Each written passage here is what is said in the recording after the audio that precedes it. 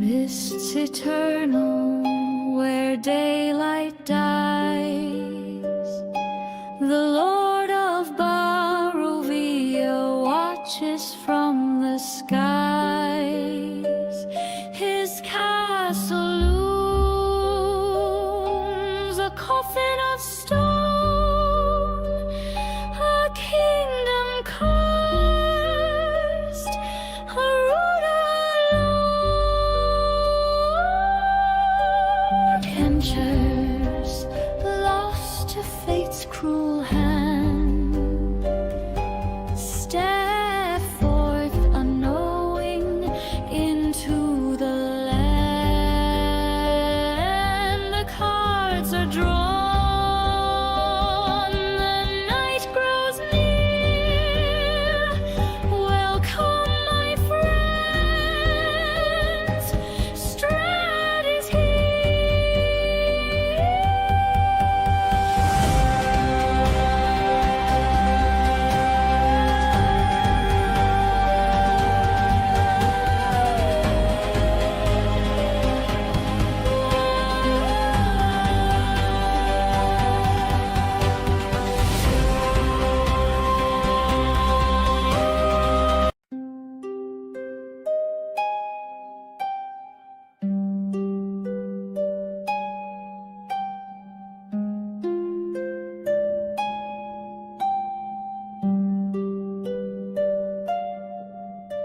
in mists eternal, where daylight dies, the Lord of Barovia watches from the skies. His castle looms, a coffin of stone, a kingdom cursed, a ruler alone. Adventures lost to fate's cruel hand, step forth unknowing into the land. The cards are drawn, the night grows near. Welcome, my friends, Strahd is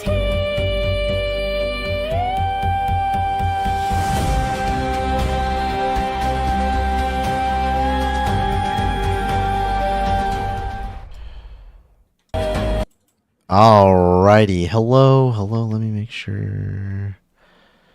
Actually, let's do this. Okay, cool. I forgot last time I had that weird audio thing where everybody was echoing, but now everybody should be good, and I apologize if there's an echo, please let me know. But we shouldn't have that problem. So welcome to episode 23 of Sanguine Destiny, Signs of Demons. Ooh, thought the undead was scary. Wait till you get the demons in here. But yeah, a little couple weeks here of break from this game. I know last week and a couple days this last week, Pickles and Moss have been playing War of the North, which is super fun. So I'm glad everybody's hanging out, has been enjoying that as well. But we are back. Life happens. Some of us travel. I get really sick. But here we are to continue this wild version we have of Curse of Strahd, played with the Pathfinder 2e rule set, which I think has been pretty fun so far. But yeah, let's kind of catch up with everybody. How's life been? How's all the gaming stuff? And let's see, fantastic, sarcastic, spoilers. Moss is gonna have an entertaining evening this evening, I guess. Hold on. Dagnabbit, now I need to open up the chat, see what kind of then I definitely won't naysaying read it, he's 'cause you doing. definitely have to get in here and see it for yourself. He definitely he had a banger yesterday for a short joke. It's basically playing off that joke from yesterday. Oh, okay. Well, you already used it once. You can't use it again. Fantastic. I'm sorry.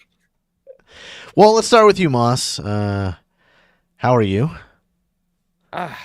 Doing good. I watched the Backrooms today for the first time. Actually, been on a horror movie kick recently. I don't know if Okay. you'd say that, but like, you know, The Backrooms and Obsession both kind of made waves here recently, and I made the poor decision to rent both of them on Amazon, which costs way too much money, but they are very good. I am very pleased with both of those movies, which I am quite surprised by. It takes a lot to impress me with a horror movie, but these did especially something like The Backrooms, which is kind of obscure, right? Like, how do you, without playing the game, how do you experience that story?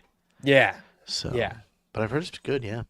Yeah, there's about a 10-minute sequence where it's basically it's like found footage basically, Oh, okay. and it's like holy moly, that's wild. It gets wild, but Obsession's Nice. objectively better, just for I think for the record. I think the thing with The Backrooms is people are probably more impressed that they pulled it off. You know, like I was kind of saying, Yeah. like that type of movie to make decent in any way, or at least cohesive, is probably tricky.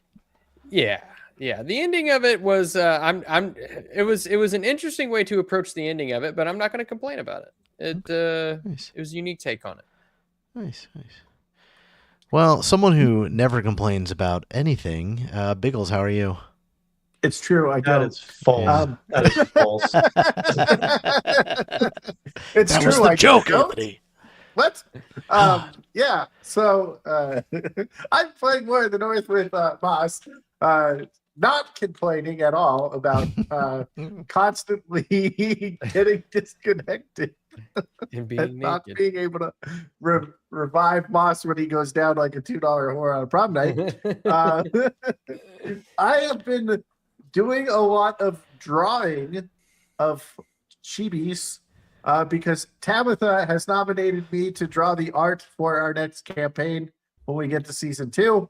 And so far, the only character that is done is mine because I'm the only one who has a created character. Because All right. who knows how long it will be until we get our next one? Because it will be the replacement after this one. That, or if we could find some time somewhere else to record, we'll get there eventually. Yeah, so I've been practicing my drawing so everybody can not laugh at how awesome we look when it's all done. He is playing one. Well, I think he started by choice and then got wrapped up into it. So now I don't know how by choice it is anymore. Fantastic. Now we must finish. I can't connect to the game really and have to rejoin all the time. So maybe it's not. Maybe it's just torment. Well, somebody who is probably enjoying life, not being tormented by bad disconnection issues or bad gameplay. Anthony, how are you? The man plays RuneScape. Yeah, I play RuneScape. What the fuck? Listen, I don't have commitment issues because I've been playing that game since September 11th, 2005 is exactly when my character was created.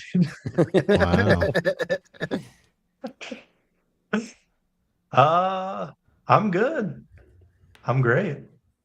I don't do anything you guys do, so I don't have to have frustration. Also, I have 2 gig internet. I don't know what the fuck y'all got, but I got Starlink that when it was raining last Wednesday, I had 0 internet. So it's a good thing JJ was sick because luckily I was barely able to play with Moss. how do you have bad internet, but my mom that lives a mile from you has Because great internet? Your mom doesn't have Starlink. Yeah. Because Starlink is the only thing that's available right here. Dude, just steal his Otherwise, mom's we don't internet. What are you have doing? internet. Yeah, Yeah, just right. go We get didn't have a a long mile-long Ethernet cable, and we'll just run it all the way. Yeah. You can run one of Yeah, those you guys big are- orange cables, right? You know how to do that? Yeah. Yeah, just go So grab while you a you spool. guys They are- usually leave them sitting on the side of the road. You guys are playing your Lord of the Rings thing. I've still yet to watch of any of those movies. You're missing out, Wow. dude. You just broke Moss's heart. You really did. You really did. Listen, I'm that's only actually makes me sad. 37. I've only dodged it for 37 years or however long it's been out. You know what we should Like do? 2001. You know Well, what I we mean, should do? Frodo, when he took the ring, was in his 30s. So, I mean, you're True. really. You know what we should do though? We should do a Patreon watch party where Anthony sees Lord of the Rings for the first time. Or we That's do a we do long a fucking little Patreon. reaction. Be a fun Yeah, one. well, we can do it. We can split it up. There's 3 movies. Good God. Well, we can't just not watch the extended cut. Well, yeah. Well, see, Oh, you've won yeah. some points back. There you go. Proud of you. Proud of you, cousin. You can be my cousin again. Listen, I'm older than you. Okay? I know. Just don't worry by it by a few like I don't know, like 40 days or some shit. Well, I'm glad everybody had a good couple weeks and is here. We'll do a little bit of a bigger recap.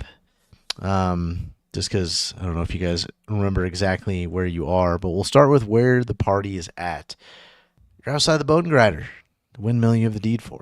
You've just slayed Morgantha's daughters and Ophelia Wiggleworm and what's the other one's name? Something Rose Sunbane or something like that. But they're dead, so they're not coming back. Names don't really matter. And you've chased Morgantha out of the Bone Grinder and have somewhat reclaimed it for yourself, although I think the things that have happened there have left a little bit of a poor taste in your mouth. Although you did find 2 children trapped in the attic, kind of in these small cages, from the village of Barovia. And they know Periwimple and Irina. And Irina is sort of worried about, what to do with these 2 kids, because obviously the village of Barovia is extremely dangerous, and if you bring these kids back to their parents, there's always a chance Morgantha, once she composes herself again, comes back and gets these children. So she says, can we bring them to Valaki? She knows there is an orphanage, because Barovia is a dangerous place. And of course there would be an orphanage in a town like Valaki where people die or go to the reclamation center and are never seen again, and nobody really understands why. That's kind of where we left off. Is it easy to navigate to Shit, this? don't we have to go to that place too? Yeah. Didn't we promise a mother like And we 20 find her episodes special ago we needs would? son or something. Yes. There was Udo, who But that's still 2 days. Yeah. very early on, the first time you came to Valaki, you went to the 3 days. church of Saint Andal and met the father, and there was a woman who was crying that her son Udo was taken to the reclamation center and he had not been seen for days. You also had dinner with the Baron. Didn't really learn too much. He kind of gave you the heebie-jeebies. He was just kind of a strange, pseudo-overly aggressive, wants to kind of be a king type guy, and was kind of an asshole. And Vulcan sexually get assaulted naked during that? yeah, Yeah. you got naked. you and, did. like, You went outside to started pee. holding onto a guy with your pants down, and Yeah. And he asked you to leave. He asked you to leave town, actually, in particular. But, a few days have passed since then, and you haven't been in town, so maybe that order has kind of lost some of its weight. Or, the only people who might recognize you at this point were those who were at the Baron's house that evening. So the 5 or 6 guards you interacted with, Isaac, the guy with the demon arm, the Baron and his wife kind of thing. So there's not too many people who might even recognize you. But before you came to Bone Grinder and figured this out, you went to Argynvost Holt, where you sort of figured out most of the secrets of the Order of the Silver Dragons, and you found the Tome of Strahd, which is a personal journal of his that sort of fills in a lot of the gaps of the myths and the half-lores you've heard of Strahd and how he came to his power and what led him to that power and sort of things about his family. The major things taking away from that is he was in love with a lady Tatiana who was in love with his brother. They went off and got betrothed, and he killed his brother. In so happening, Tatiana threw herself off of the Castle Ravenloft to kill herself, and he has been searching for her reincarnation ever since. Who you sort of discovered before finding the tome that is actually Irina, or at least at the moment that is your suspect of being this reincarnation of Strahd's long-lost love. And then with all that, it led him to seek dark powers and yada yada, and here we are. He's ruled over Barovia for an unnatural 400 years, locked it away in kind of its own plane of existence where the souls can't escape, and the circle of life sort of continues in its own little area, and everything is corrupt and evil. But other than that, it's not bad. It's, it's a little dreary. It's kind of Seattle. It's a little rainy most of the time. You don't really see the sun. Yeah, stuff like that. But Argynvost Holt and the Silver Dragon Order, a few things you found out was that a silver dragon named Argynvost once kind of led a small army against Strahd, and he was defeated. And his knights destroyed, the order killed, and those who are still in Argynvost Holt are sort of the revenants of that order who hope for kind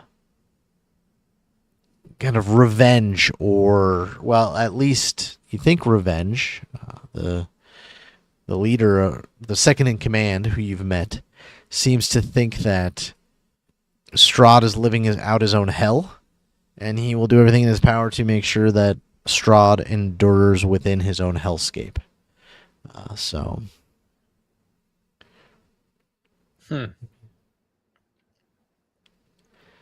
But yeah, here you are, Valaki. You've been invited.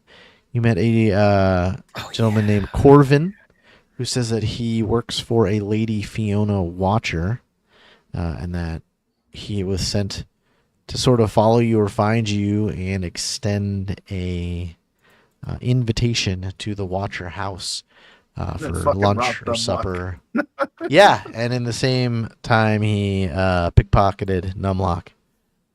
He didn't come off as a very trustful person, but his message at least seemed the truth, and he said he would wait for you on the outskirts of Valaki for once you return from dealing with the Bone Grinder and the Hags to escort you to the Watcher House so you can meet his employer, as she wants to speak with you about some sort of important, urgent matter. Yeah, and you also have a Dusk Elf outside of the village of Valaki, outside of the Vistani camp, that wants to go to the Amber Temple and would love to, if you accompanied him there, because he knows that there are supposedly dangers that he cannot defeat on his own, but there is supposed to be power within the Amber Temple as well. So there's a lot of things that you guys sort of have open to you. But the first off is you have two little children, one about the age of 4 and the other about the age of 7. And you probably can't take them into too many dangerous places. Did we get their names? Oh, yes, I did give you their names. What was it? Do we fatten them up and then eat them? Like, Myrtle and Fleek. Sorry, I did write Myrtle it down. and Fleek, yep. And yeah, they pretty much cling to Irina and Periwimple as you guys sort of make your way from the Bone Grinder. We did, I say we. I did kind of invite them to dinner, or was it dinner that we were going to Mistress Watcher's house? yeah. Yeah, by the time you get back to Or no, town, it should be lunch, I think. yeah, Right? It was lunch.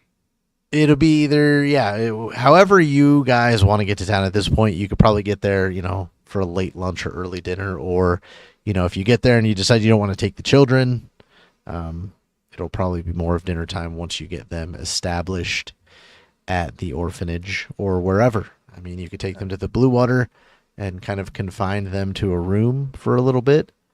You think that by the looks of them, Enigmar, you know that the instant you put these kids down in some sort of comfort, they're probably going to pass out from exhaustion. We should get them something to eat first. But yes. Yeah. Let's take them to dinner, even though they're tired, and then. Also, I do not fully trust this mistress. I just had it, Mistress Watcher. It is much less likely that she will, and I'll just kind of like get out of earshot of the kids. Try anything, how do you say, fishy with children. What do you mean that she going to be fishy with children? And I'll say that out loud.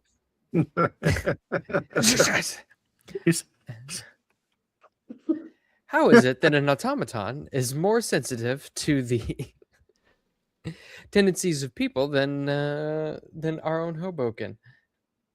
And I just kind of look and like shake my head at Numlock, like, how do you not know this? He was fucking eating children. Well, I was actually eating children. As he's eating the pies. Irina will sort of butt in at this and be like, I agree. I don't think these two should interact with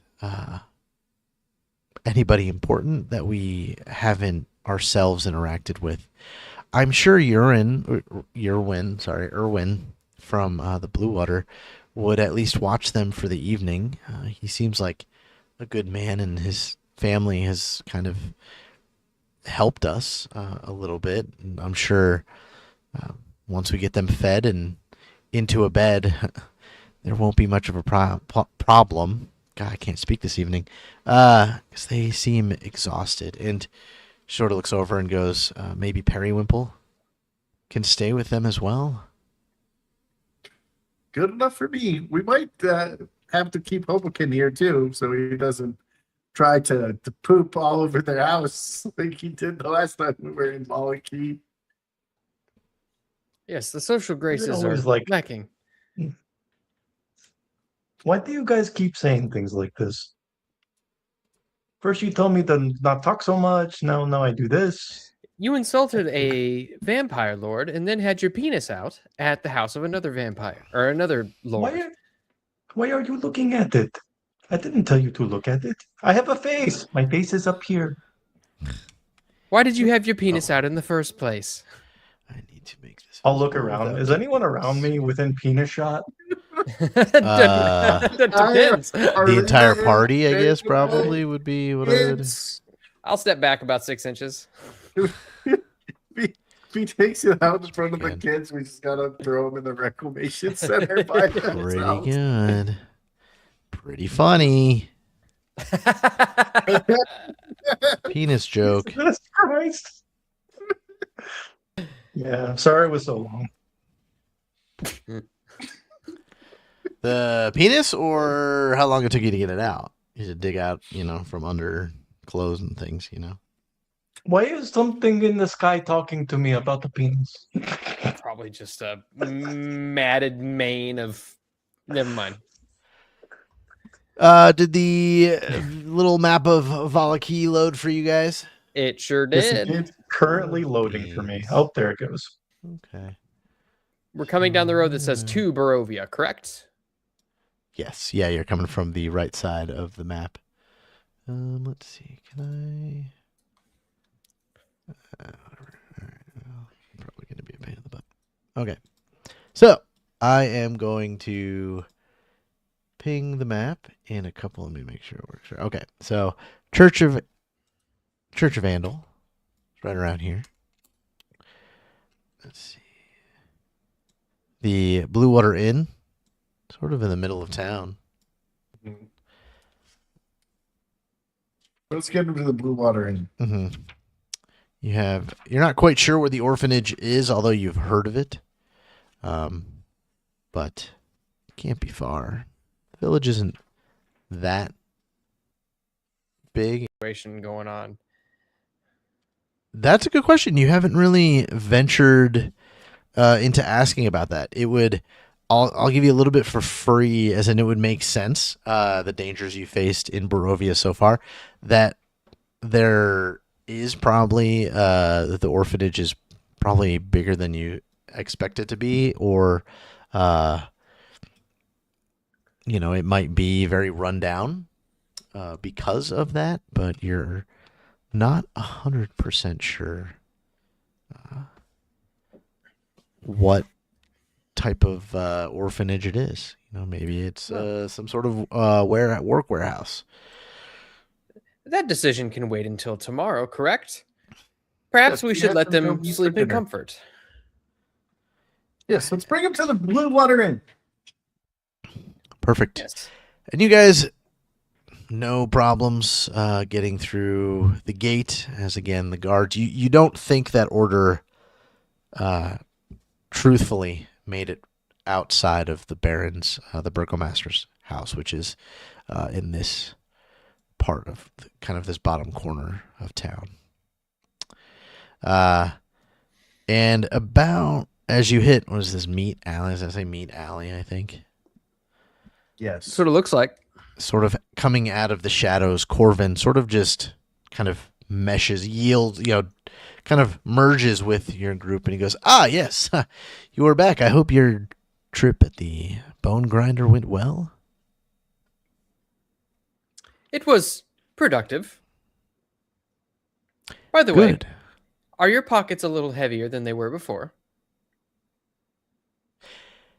He kind of grins and looks at you ruefully and goes, there was a moment that I had a few extra coins laying around, but, I seem to have lost them in a quick game, and now I'm actually down. My pockets are a little bit lighter than they have been of late. Ah, I lost many a money to a juice box. tell me, Yes. Corwin, do you have a wife? He looks at you. No, I like to think of myself as a man for all. To be. Ah, well, I would love to have more of you to go around. Perhaps I should split you in twain. That's a rather aggressive statement there, and you see his hands kind of stick closer to his belt, where you can see there are multiple knives attached. And he would caution against such things in Valaki, but It's I kind of will punch him on the say, shoulder. That was humor. yeah. Right. You can be sarcastic. It's good to know. Ah, ah, ah, ah, ah. I'm just sitting here watching this, sipping on the Stein, but changed into a juice box, so it just keeps giving. I've noticed you've picked up a couple Rugrats since last we met, and I saw you off to your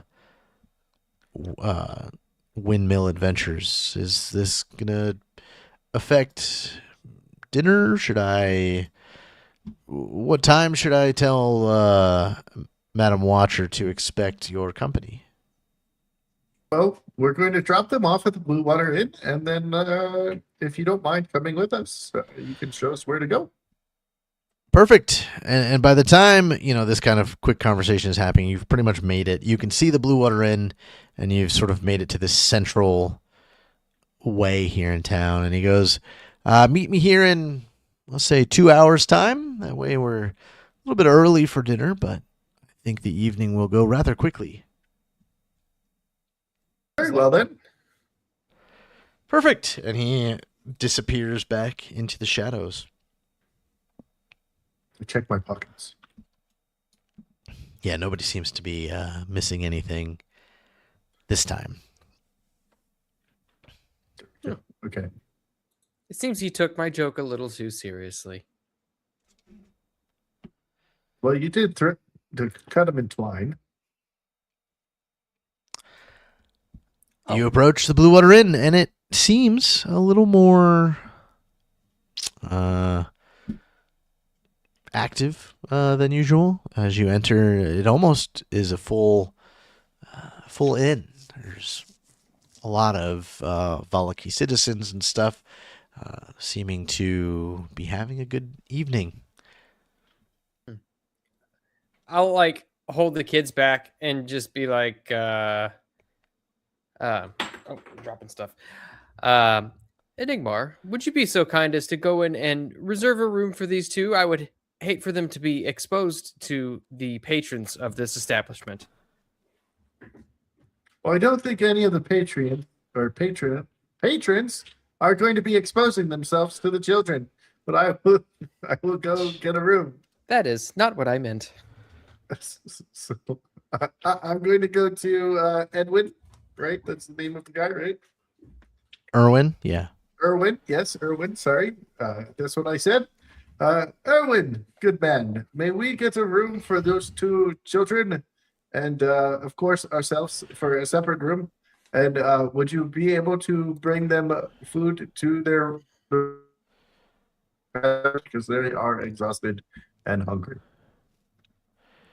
Yeah, sure. You guys can have the room you had the other day when you were here, and he gives you 2 keys. The room next door should have enough beds for all of you. Perfect. And I give them the money. I tell them, don't go to sleep just yet. We're going to bring you food, eat, and then go to bed. To the kids. And Perfect. 2 juice boxes. Yeah. One thing you notice is that, this is probably the most lively you've seen the town. Mm-hmm. And it, to all of you, it feels almost like a normal tavern or an inn where anywhere you would have grown up elsewhere. There's enough people. There's just kind of a conversation being had and no music or anything being played, but it doesn't feel dreary and sad like it has been the last few times you've been in Kresk or the village of Barovia.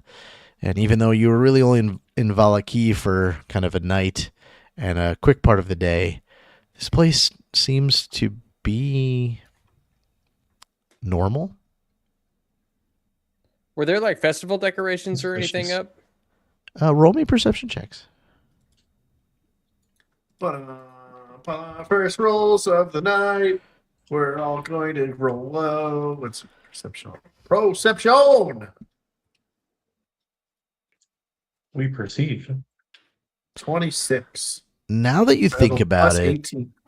you were kind of, sort of, set on your mission to get to the Blue Water Inn, and the conversation with Corbin, all those things that, when you pass by the main areas in the streets, you did see new posters for an event of some kind, and you remember when you had dinner at the Baron or Burgomaster, whichever you want to call him, that it looked as if they were creating a Wicker Man.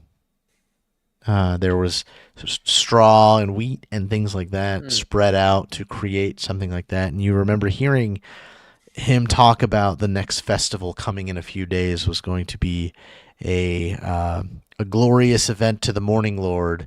And it now would seem that maybe that is tomorrow. And so the townsfolk who can are getting kind of a head start on the celebrations. I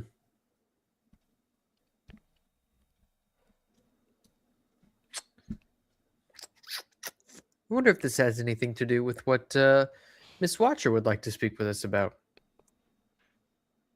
There is always a possibility. What I know is the burning of effigies, is that a common practice for the Morning Lord? Or would that be considered like blasphemous? So, since you haven't quite figured out exactly who the Morning Lord is, you can kind of base, he stands, you would, so far you've guessed he's kind of the good, light life kind of thing, like the antithesis to what life is actually like here. Strahda's evil kind of thing.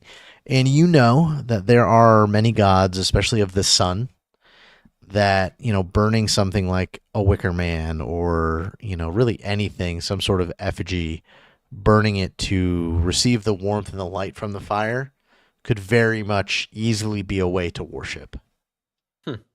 Okay. So you guys get the children settled, and even before you leave, Irina sort of runs around and gets some food and sort of gets them tucked in. They are asleep. And Irina does say that she wants to leave Periwinkle to watch over the children. And you could tell, too, he's kind of a big kid.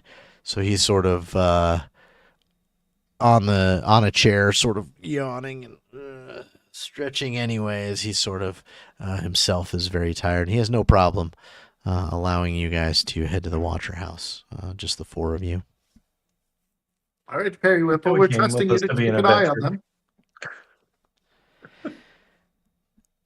And you head back out into town. And yes, you do find a poster very shortly. Pretty much on every corner is one of those giant posters of the Wicker Man Festival. It is a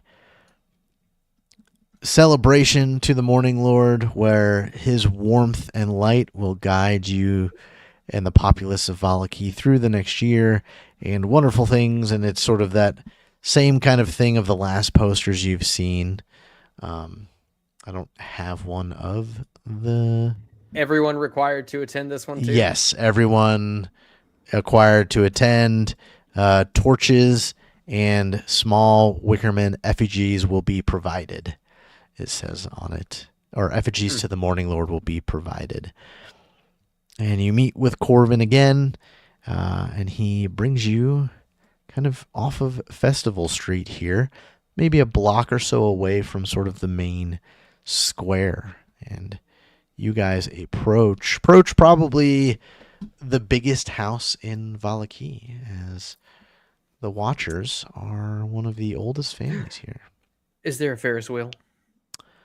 There's not a Ferris wheel. Oh, no. Okay. But there is a beautifully tended estate. And there, let me... I was thinking Neverland Ranch. Yeah, maybe. Is there a Ferris wheel? No, there's a merry-go-round. And is this like a place where we can play? Does it have a jungle gym?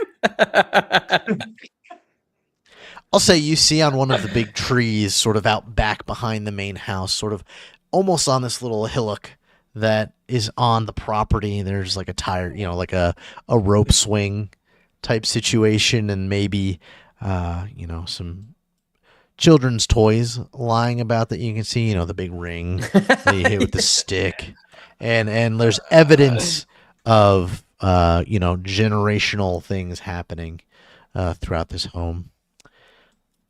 Hobokinn's like, I'm going to go on a spinning thing. But you approach, and as you make your way Please. through the gate and closer dinner to the first. house, you at one point you guys turn around and Corvin has disappeared. But you can see this Check my beautiful pockets. entryway again. Your pockets are fine at this moment in time. I'm gonna stow your lantern. Beautiful entryway lit by a few lanterns, and you can see light coming from the windows, although you've noticed that everything is curtained from the inside, but you can see the flickering of candlelight and stuff like that. And even as you get closer, maybe even a laugh or some sort of conversation kind of happening within. What would you guys like to do? Just head to the place we're supposed to meet her in. We can, I don't really want to look around. I just want to go to where we need to go. Is there rides or is there things of sorts? No, it's just a regular estate. It's a nice, tall, 2-story house, but in a way, this whole area, is bigger than what the Baron had. Looks like it is extremely well upkept, maybe even painted recently. a beautiful wooden door sort of in the entryway here, and a giant door knocker on the front that looks kind of demonic almost. It's kind of a dark black metal face, gnarled. Yeah.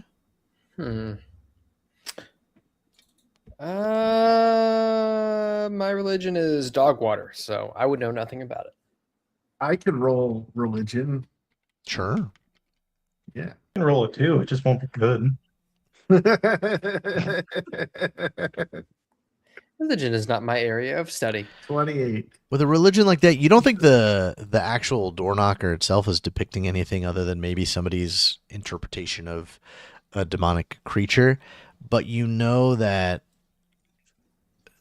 putting that type of creature on your door would lend you to think that maybe the Watchers aren't the good guys. Like Outstanding citizens. like from like a religious standpoint, somebody would do that if they are trying to keep everything out of their house. Or somebody who is trying to only keep evil might have, the sun, or a depiction of something that would an attribute of good. Oh, wait. I'm gonna Hold push on. numb. This or is not, why we're having problems. I Enigma. didn't activate this scene. You guys aren't on the scene There with we me. go. There you go. That makes a lot more sense now. I'll push Enigma out of the way and try to use the knocker. But I'm actually gonna try to pull the knocker off while knocking it. So he's Okay. going like really hard with it, I Yeah, guess. like I'm gonna do it hard enough to where I'm trying to pull it off. Yeah, go ahead and make Whoopsie-daisy. me an athletics check. I'm gonna put you. Definitely Right by would the not door be there. a bad omen at all. You see my give own it a couple Here we go. really good knocks, and as you think, you're like, I think I got it on this next pull. The door opens, and there's a gentleman there. Looks like a valet, but his clothes, his posture, and his demeanor give him very much that kind of valet feel, his vibe, his energy. But his clothes would definitely make it seem like he is important.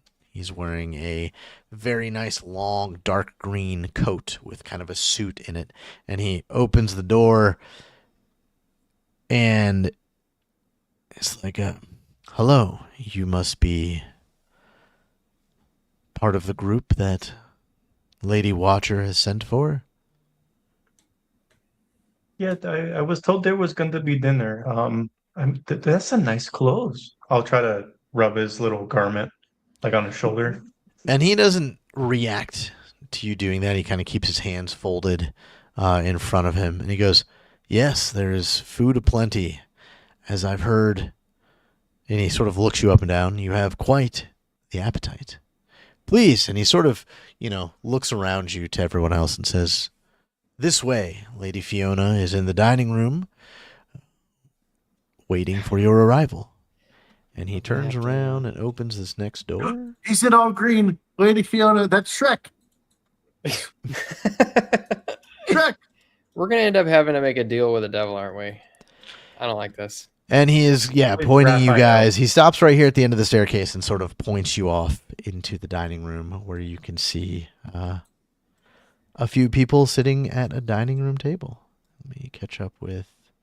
My aroma receptors are highly stimulated. So I'm going to pause it just for a second. throw as me you back, guys, kind of all collect got excited. yourselves at the entryway here. And this is a very beautiful home. Very well upkept. These chairs are large and look comfortable and have deer antlers coming out of them. All of the, it actually looks like real silverware and maybe, ivory plates and things set up.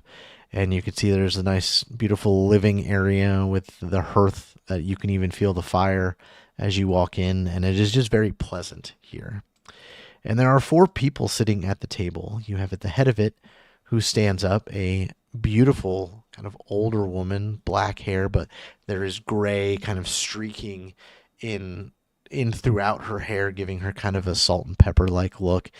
Stands also wearing kind of a dark green, maybe a little bit lighter of a silk or a very foreign like dress. And she sort of stands and goes, "Ah, please welcome. Find a seat. Dinner will be ready in just a few moments. I was just telling my sons here and my lady in waiting about how interesting you all are. I've heard many stories about the adventurers who have been to Valaki and have met with Count Strahd himself. Please, please, take a seat. I am Lady Fiona Walker, and these are my sons. Nikolai," she points to the one sort of, on your guys' side of the table. Let me make it so you can hover over him, and it'll tell you he is never by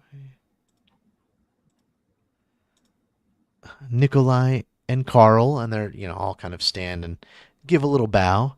And this is my lady in waiting, Iselia.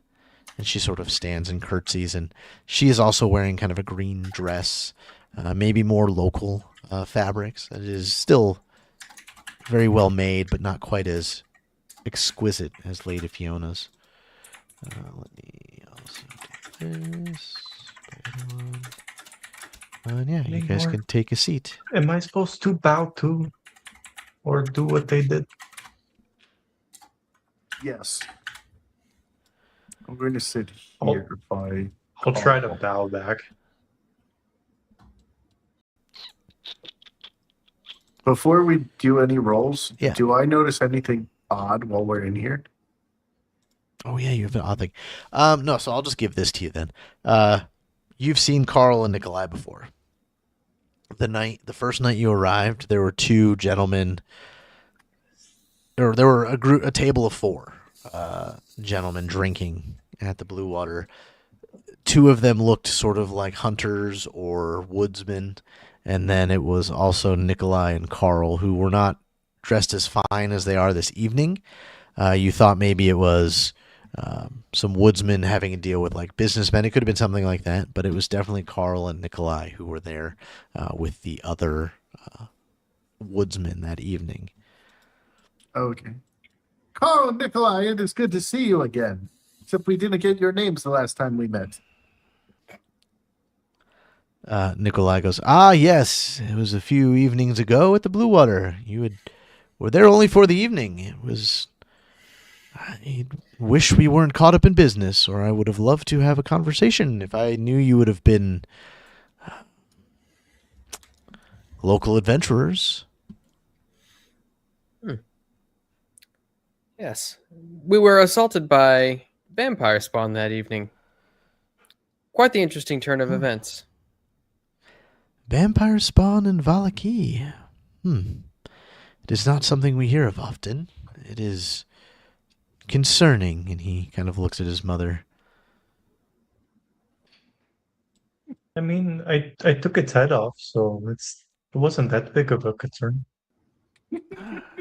For adventurers like you, I would not expect it is, but for us common townspeople, the dangers of Barovia can be quite extraordinary in strength compared to us.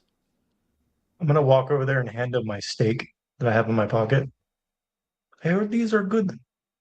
Maybe you can, have this.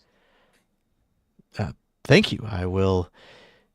I guess I would say that if I was to venture out of town, I would keep it with me, but it sounds like maybe there are dangers in town as well. Yeah, they tricked me. They said it was a steak, and then I looked at it and I said, "This is not steak." And then they're like, "No, steak spelled two different ways." And I was like, "This is not fun." Ah, yes, I can understand.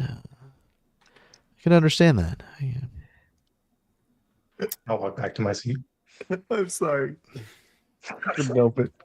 Lady Fiona, at the risk of sounding impatient, which as an automaton I have nothing but time, but I have learned to withhold trust in these last few days.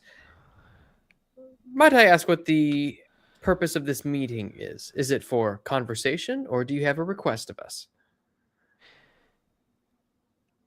She sort of takes a moment and is seeming to get a read on you, Numlock. Enigmar, your sort of eye for catching strange things also goes off, and for a moment, you see sort of a...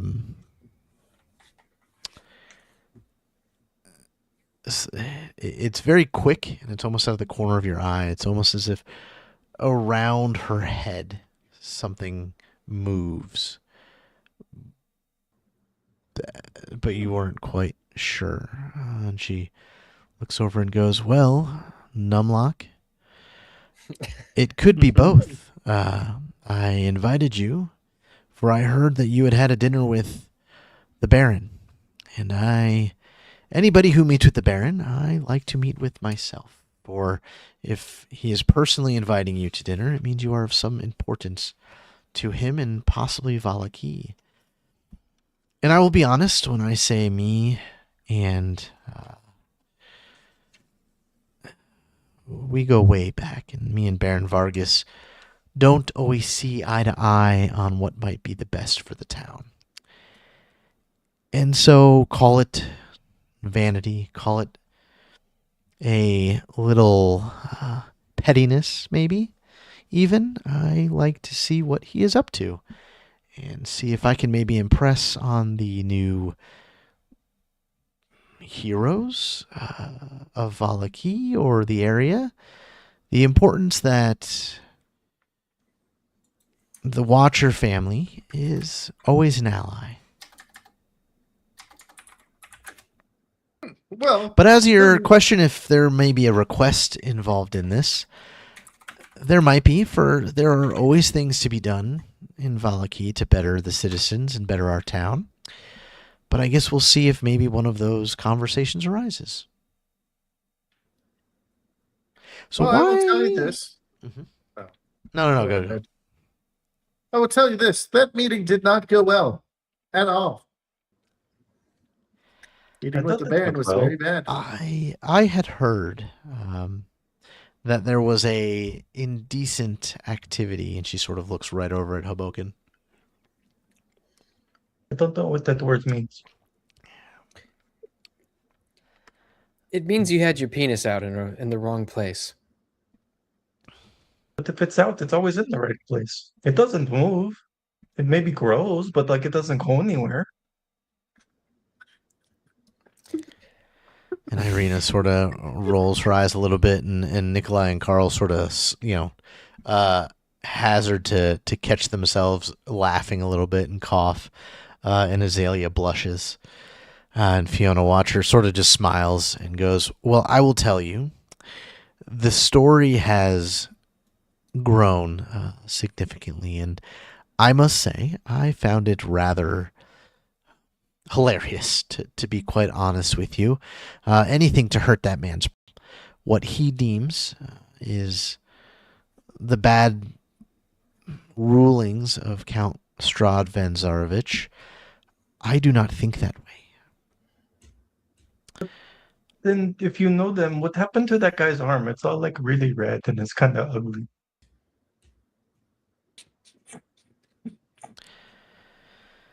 From what I understand, that was a childhood accident, and that whatever was taken to heal it turned it into whatever it is now. I don't know the specifics. Truthfully, from what I understand, that happened to Izek before he came into the Baron's care. He's not related to the Baron. He was found alone out in the woods with his arm like that. And from what I understand, his family is all dead.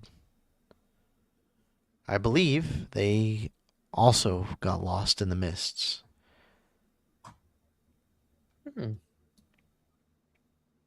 That sounds terrible. But he didn't seem very nice to me, so maybe he deserved it. But I noticed you said you and the Baron disagree on Count Strahd. Uh, do you care to elaborate on that? I also think he's doing a better job as a ruler than the Baron himself, if I can say that here. I will be honest. Otherwise, I will lie and say I don't agree with what that was saying. But Like both sides. I have seen that he isn't as awful as people say they are, except for he may have sent a coffin with a illusion of my face inside of it, and that was not very nice. At this time, too, servants are bringing food and filling goblets and things out, and this is probably the best food you've had since you've gotten to Barovia. I mean, it's like roasted elk and pork, and it's just almost feeling never-ending as they just keep bringing food out for you. And with that, Enigmar, Lady Fiona will look over at you and say, yes, I am one of the few of a long line in Barovia whose family has always been partial to Strahd's leadership and rule. He is more of a landlord. You do not see him walking the streets of Valaki. From what I understand, he has not visited the village of Barovia in years. There are stories that if you are wandering in the woods of Barovia near Castle Ravenloft at night, you may encounter Strahd. We all understand this story. He is of a supernatural rise of power, vampire, whatever it may be. It goes that he is cavorted with dark and evil energies to gain immortal life. But who would want that? If any of the stories about him are true, why would he want any of that? And so I think there is a misunderstanding. I have met Count Strahd once when I was younger, and she sort of looks at Irina, and he was pleasant to me. He invited me and my family, who are no longer with us, to Castle Ravenloft, and we dined and we listened to music, and it was a wonderful evening. I remember it fondly.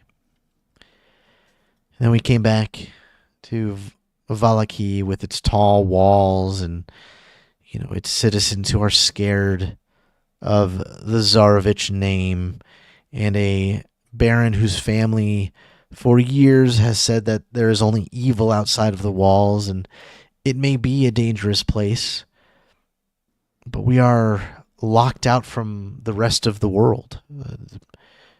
And what else do we know? I feel there is a misunderstanding with Strahd. And so I spread the word that he is not this evil entity that everyone makes him out to be. For I feel that if we could sit with him, if the Baron could sit down with him and the Burgomaster of Barovia and Kresk and all of them could get together and have a conversation, we could probably come to an arrangement, an accord, and life here would be better than it is in town. Mistress Fiona, are you familiar with an individual, or who once was an individual, named Argynvost? I've heard the stories of Argynvost, and I believe the Order of the Silver Dragon. I don't know much of it, but I understand the basics.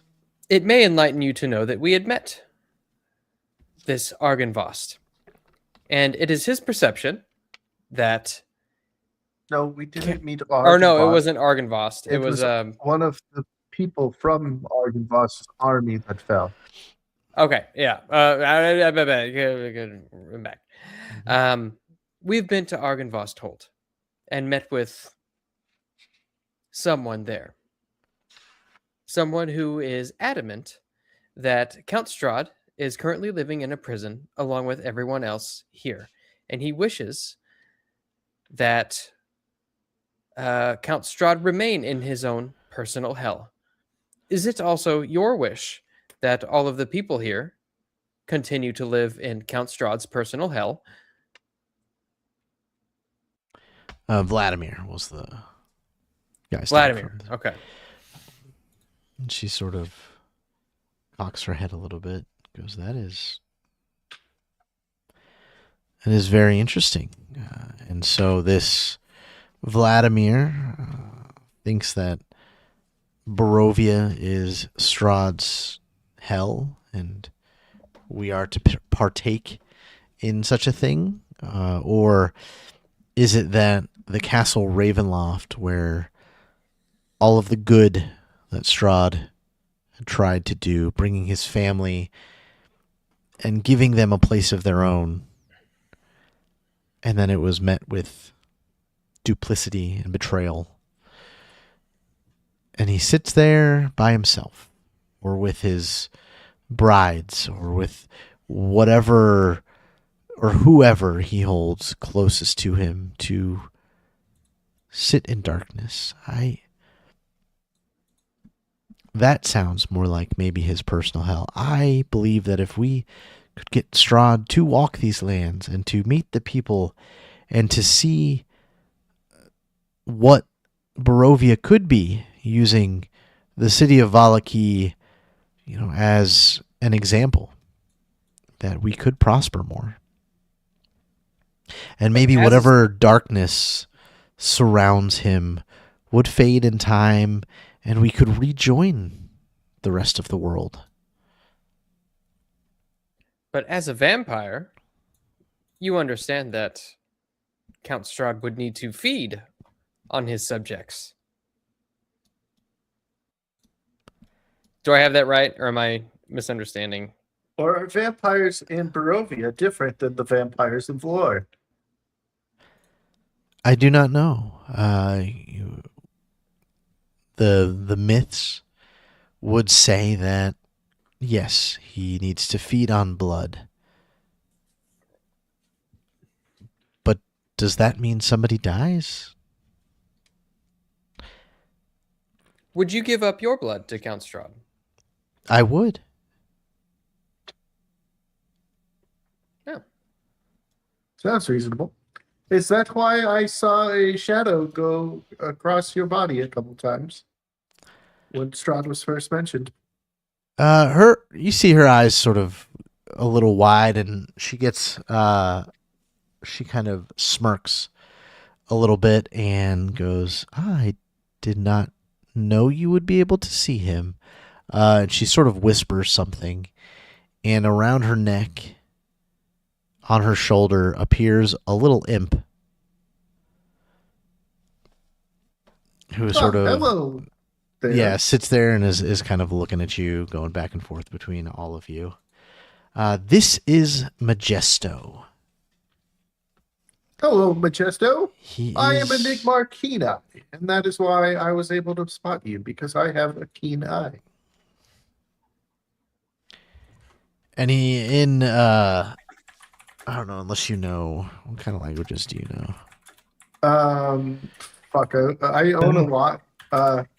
Kitsu, Goblin, Elven, Dwarven, Draconic, Common, Russian, and Not I a think language. I unlocked one more, but I don't know if I didn't actually add another one. Not in a language you understand. Oh. He sort of perks Yeah. up a little bit and sort of gives a little head bow and sort of squats again on her shoulder, and his tail sort of wraps around her neck, and not like similar to a cat would do. She goes, yes, Majesto has been a familiar in my family for a few generations now. For some of my relatives studied darker paths than I wish to.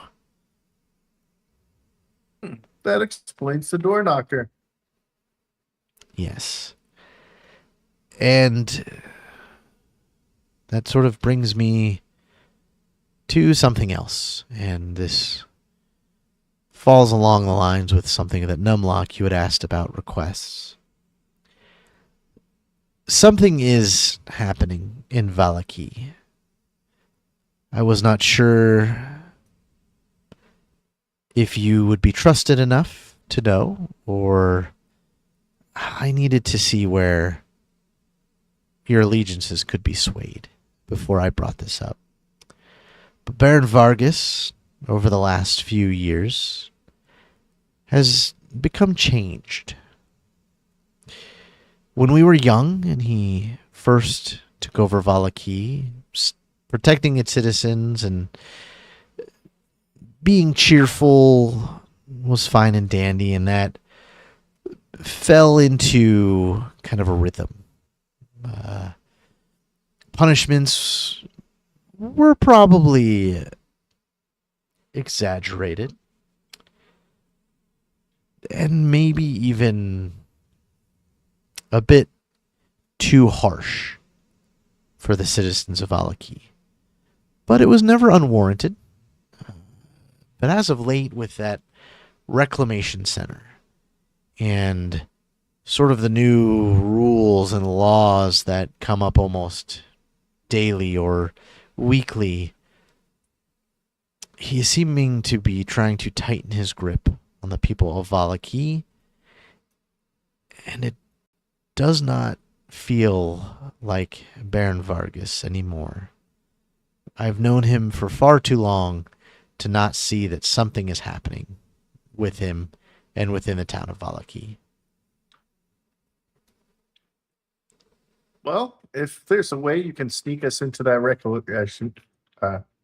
reclamation center, I would be happy to investigate. I don't think very fondly of the Baron. I have some choice words that should never be said in front of a lady about the Baron, especially after his interaction with Miss Irina here.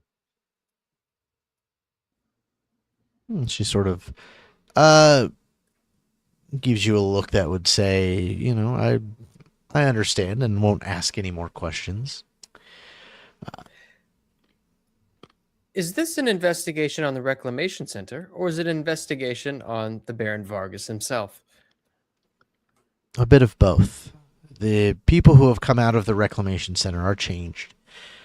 And they are changed beyond being reclaimed or whatever they are saying that the Reclamation Center is supposed to do to these people. They are shells of what they were, and I fear that some of these shells are more than what that person was. I have no proof of this, except for some of my senses and a few things we have gathered, and she kind of nods towards Nikolai and Carl about the ongoings, as we have been trying to get information on the Reclamation Center for years now, but have had no success. Have you spoken to Blinsky? I have. And Is no Blinsky anymore? is no Blinsky anymore. I think there is something else inside of him. I don't know what, but I fear that whatever is controlling the Baron is making its way through town. I count, there have been upwards of 24 people over the last year that have gone through the Reclamation Center, and I have talked with all of them. And they are either like Blinsky, where they seem intact, but altered, as if they are fighting with something. Or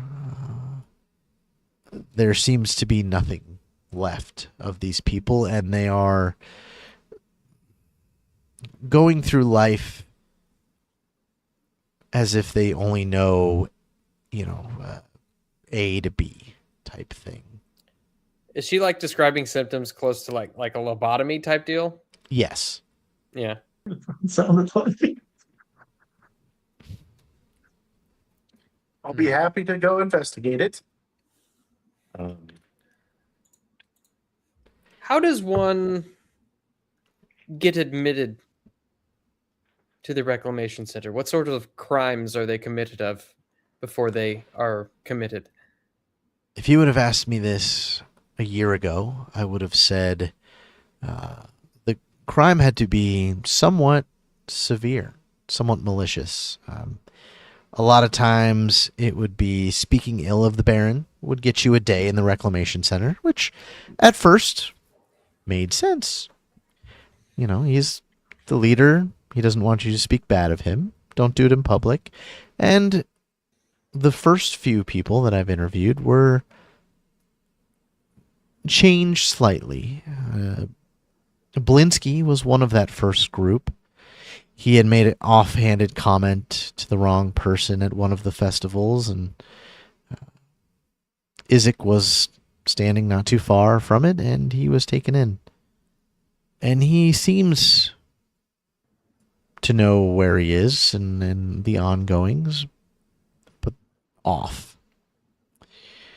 But now, I'm honestly surprised that you were not tossed into the reclamation center the evening of your transgression. I believe that is because Miss Irina was with us. Numlock is kind of like looking over at you like, watch what you say.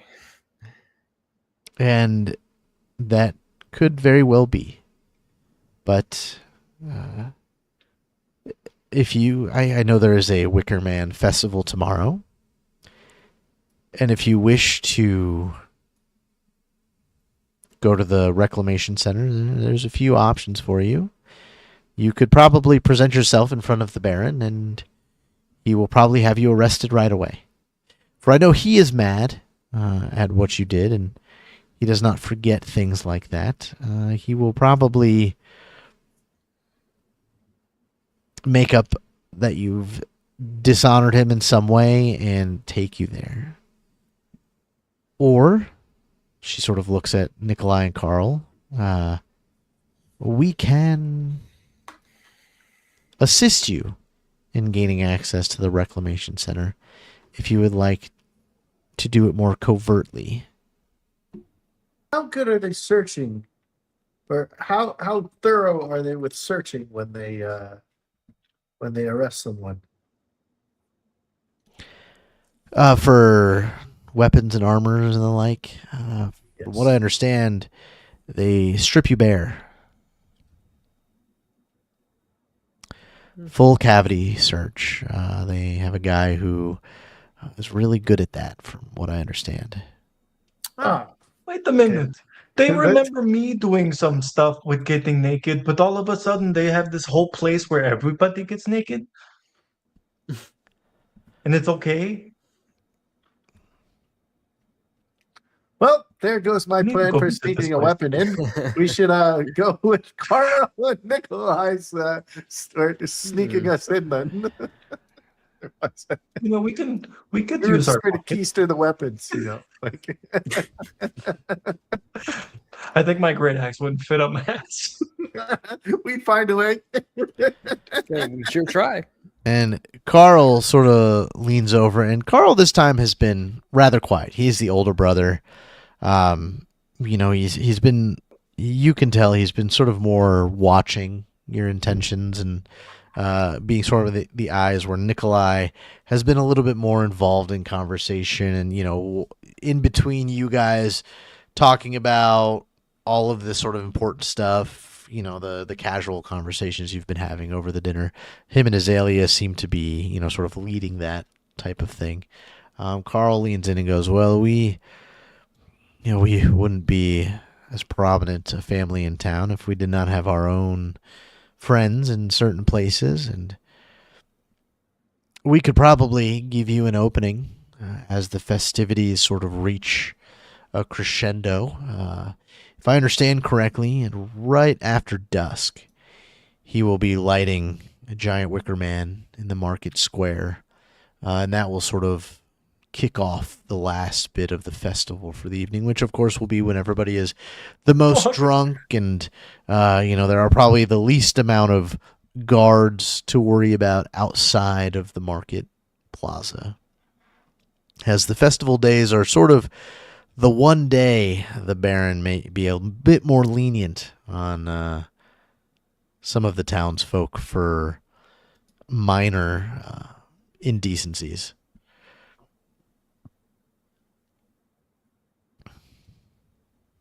This seems as solid a plan as any. I would rather not go in there without my protection. If it can You're be a helped. walking piece of metal. You are protected. I can still be dented. Scuffed. Well, then the plan for the moment will be to enjoy the beginning of the festival. Maybe don't make yourselves known to the Baron, unless you wish to go the easier route, which is to probably get caught and end up in the reclamation center. I would be on the lookout for Isaac as well, as he tends to mosey through the crowd, looking for any reason really to start a fight or pick a fight with somebody. But myself or my brother will come get you at the appointed time when we feel it is the easiest to slip you into the reclamation center unnoticed. I mean, it sounds good to me. Do you know if a man named Oda has come out of the recreation center in the last couple of days? Uda, oh yes. Uda. We have not seen him. We knew he went in, for his mother is a friend, and she came to us to ask to get him out if we could, but we have not seen or heard of anything happening to him. Well, I will do my best to get him out as well.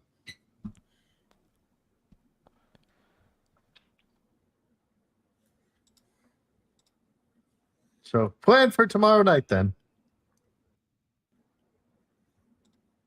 Yes, tomorrow evening. We will meet you at the festival, and then when we are ready, we will come get you so that we may get you into the reclamation center. Any preparations you think we might make?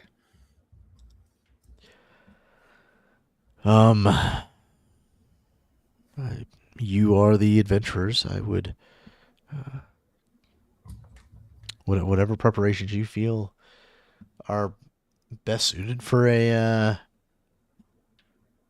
kind of infiltrating situation like this, I guess.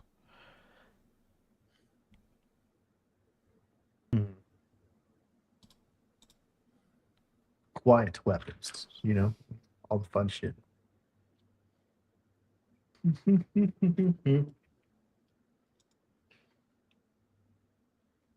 Yes, I would not know where to begin.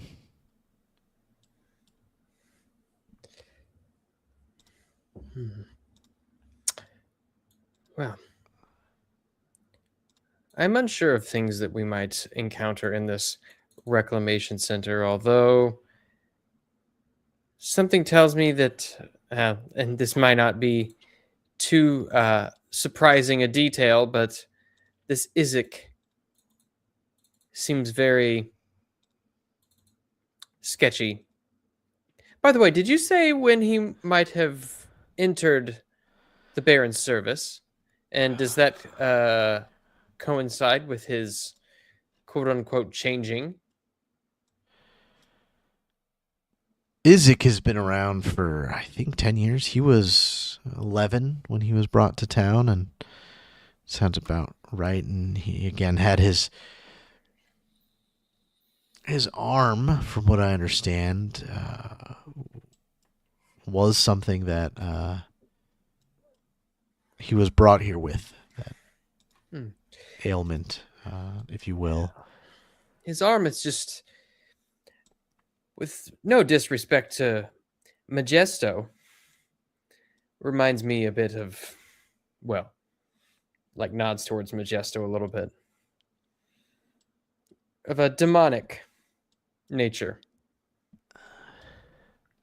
Yes, there is something demonic about it, and from what I understand, it does come with some supernatural abilities. There are rumors that he can shoot fire or control fire with that hand. I have not seen it in action, nor would I want to, but there are speculations about it.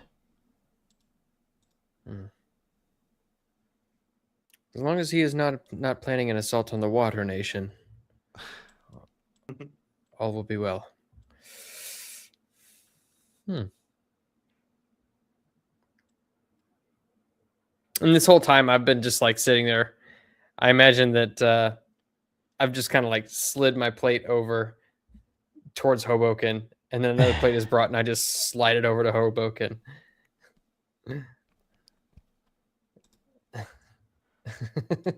That makes Yeah. sense to me. Glad that you remembered our agreement. This has been very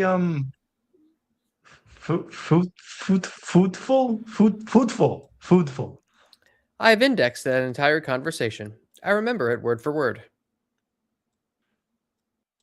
I don't remember most things I say. I believe that, Hobokinn. It's a good thing you have a walking computer. Oh, what? Okay. I should learn to just accept your dumb brain.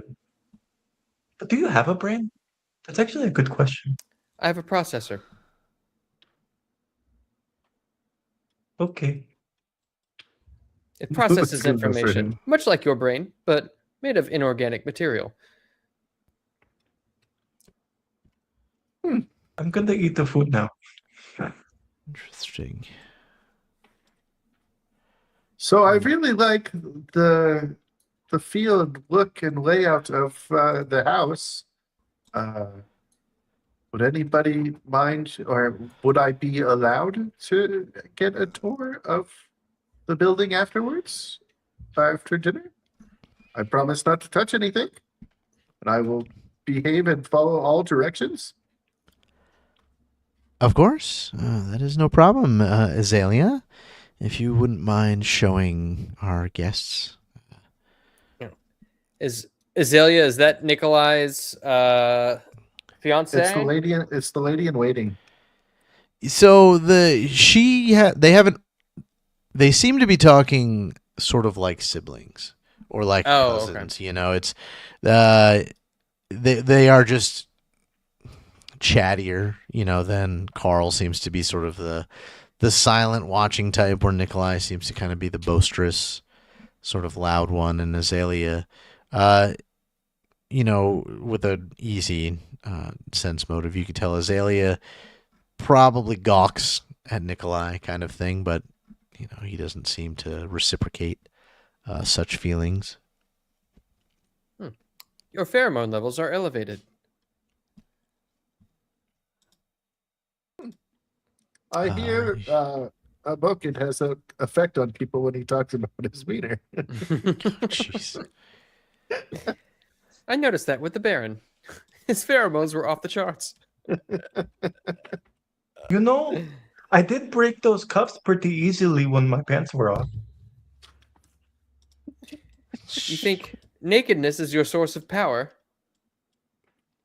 Oh, maybe when we find that hag, I'll get naked. I mean, I've already ate her pie. What's the difference? Okay. Why not eat her pie naked? Yeah, exactly. Fuck, I broke myself. Does Azalea's pheromone level go up even higher? Uh, her face gets very red. Ooh, I'm on the wrong thing What there. the fuck? I meant not to offend. Oh,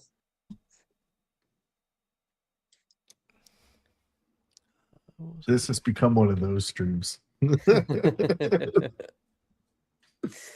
Sorry, I was trying to find a piece of art real quick for something that I don't have the token for. But that's fine.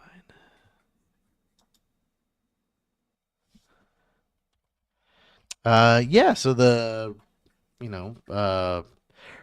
dinner sort of ends shortly after this whole conversation, and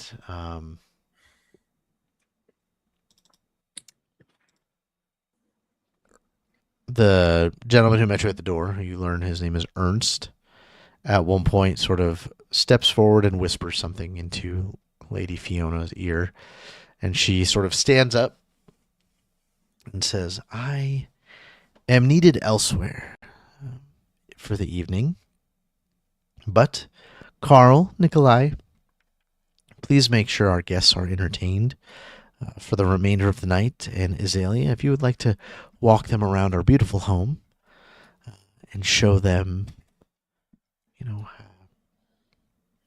how we live here in Valaki, I would greatly appreciate that. And she sort of agrees, and the brothers sort of, you can tell Nikolai's starting to get a little drunk. And Carl has been slowly drinking. And Fiona Watcher and Ernst will depart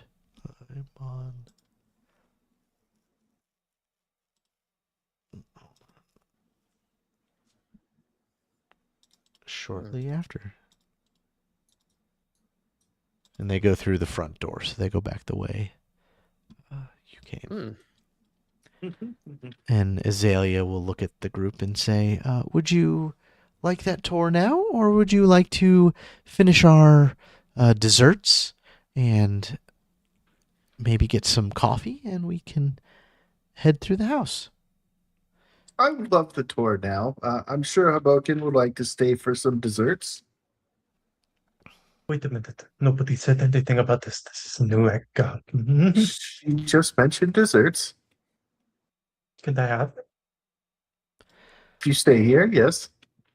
Yeah, I don't want to go anywhere else. You guys. Oh, are they've fine. already, there's the tables full of pastries and sweet treats and stuff like that. And you've been brought this kind of hot, bitter tasting liquid that is coffee. So you can stay here and eat, and whoever would like to see the house. Irina says that she will stay with Hobokinn. I'll grab a couple of things in my hands, and then I'll walk with them as I'm eating. Perfect. Azalea sort of stands up, and you could tell is a little unsteady at the moment, but says, "This is kind of our." I think they call it a entertaining area. Obviously, we have the dining room and the couches here, and this is where the Watchers will entertain their guests for the evening. This door over here, and she will open it. Say, this is more of a private family entertainment area, and you can see the furniture is a little nicer. There seems to be a beautiful deer head hanging above the earth. There's books, a bookshelf of things, and she goes, yes, this is their private room, family room, I believe, is what they refer to it as. And she will continue. And Nikolai comes as well. And then she goes, this is the kitchen. You have the larder here and more storage in the back there. And there are people here. I just didn't put tokens out, but there's probably, you see coming from storage and what like that. There's about 4 servants that seem to be doing between washing dishes and actually cooking. All right. When when she's telling us this, I'm like trying to do my that's odd for every room we're Yeah. entering, just kind of surveying it for like little hints or keys that I might locate. Nothing really out of the ordinary Hmm. in either of these rooms so far. And then she kind of comes back, and if we go upstairs, Hobokinn, are you going with him? Yeah, I'm just taking like some plates with me of That's fine. I mean, you dessert. don't have to follow with your whatchamacallit. I will just make sure. I'm literally clicking on our fucking YouTube stream to try to move. You're an idiot. I think and let me I did wonder, but sometimes it takes a while for this to load for me, so I get it. Fuck. copy her. Damn it, I really am Hobokinn in real life. See. Sorry, I'm just getting all the tokens set up. Let's go ahead and active. Let me know when you guys have loaded. I have loaded. She says this is my room, and it's a nice little quaint bedroom in order. She's got a little desk, wardrobe, chest. Do you share it with Nikolai? No, Nikolai's room is over there, and she points towards this room here. Ah, you But just would you wish to like share it to? with Nikolai. And she sort of opens these big, beautiful double doors and goes, "This is Lady Fiona's office. As you can see, she has many books, and she's very, very well versed in so many things. I learned so much." How many? Just looking in here, I'd like to use my eye for numbers. How many books does she have approximately? You think she's got over 100 books Shit. in here? Has she read all 100 books? I don't know. I would assume as much, but I am really uncertain. And then Can I see while she's doing like a quick scan? Can I see if there's anything like any books about vampires? as you she'll kind of stop you as you go to the first things and say, I don't mind you taking a peek, but I don't know if Lady Fiona would appreciate you digging around, but if you would like, I can tell her you are interested, and maybe she can give us permission later for you to go through bookshelves. You see nothing that I'm you just probably looking at the spines. Like, yeah, they're not yeah, yeah. actually You looking don't around. see anything that you think will give you more information than you already have, if that makes sense. Okay. At the risk of being impolite, might I ask how old Lady Fiona is? Lady Fiona is the age of 57. She doesn't look a day over 26. My thoughts exactly. And she kind of stops here, sort of in front of this last, and she goes, "This is the rooms of Carl and Nikolai and Lady Fiona. If you, for all privacy purposes, I don't think we should go in there. Understandable. But these are their rooms, and there's a small little linen closet over there as well." And that's Have you the house? been inside all of these rooms? Why, I do some cleaning, yes. Do they have any interesting private collections, purely for curiosity's sake? Nikolai has some rare wines, and I think he's got a couple bottles of whiskey that he brings out from time to time. And Carl doesn't collect much. If he has anything, it's going to be in the study, his mother's study. He'll probably just include it in her collection. Sounds understandable. Interesting.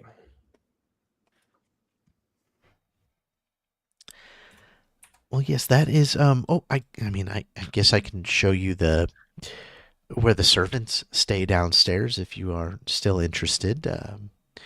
But other than that, this is the Watcher's house. That would sound wonderful. And she heads What a back lovely home. downstairs.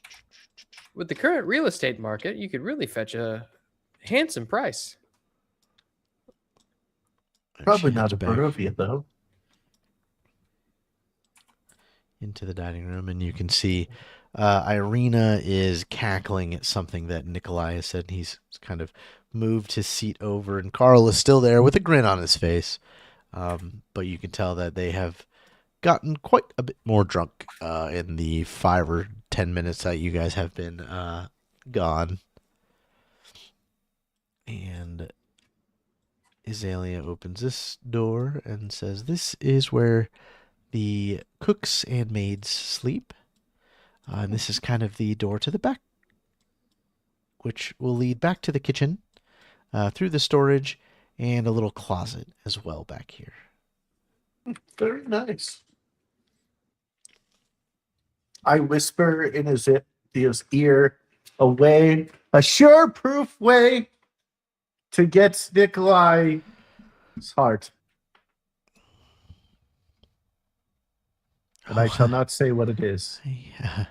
Oh, well, thank you, Nigmar. Thank you. And she sort of scurries off.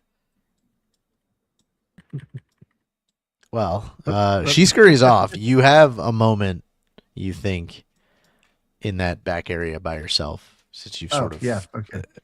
I'm just letting you know if it's something you would want to do.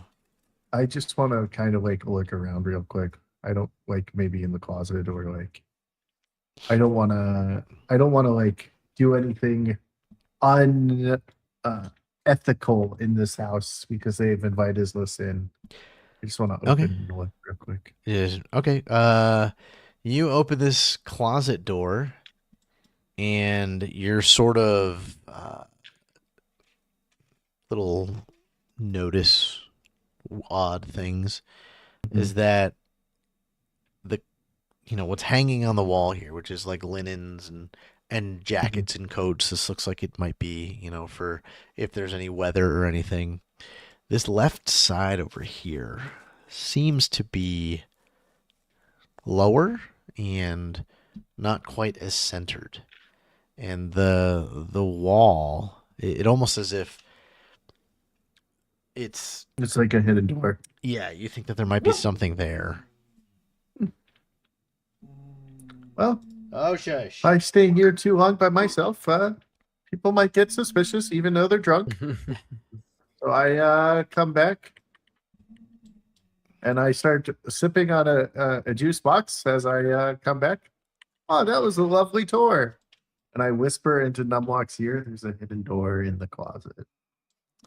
And Nikolai turns around and he goes, "Yes, our house is lovely. It is the finest house in Valaki. As from anywhere I've been, our family has been blessed to be, well, the best family in Valaki.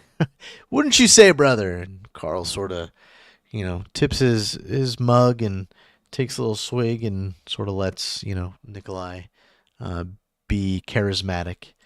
And he goes, you had missed it. I was just telling Irina about a hunt we did recently that sort of went awry, I guess. Carl there, fell into a different trapper's snare as he was going to reclaim his buck. And you can see Carl sort of blushes a little bit. And one of the few times he's talked for the evening has been like, "Look, that was a well-hidden snare. But for one to be such a hunter as yourself, to hear the snapping of the tree and look up and you are dangling 5 or 6 feet above was something I don't think I would ever have seen in my entire life." And they get into Carl, like a little bit of had that happen to me when I first entered Barovia. You would be surprised how good these people are at hiding their traps. There are some hunters in Barovia who, truthfully, I think that there are more traps in these woods than there are hunters anymore. Hmm. Well, Are the hunters dying off? yes, some of them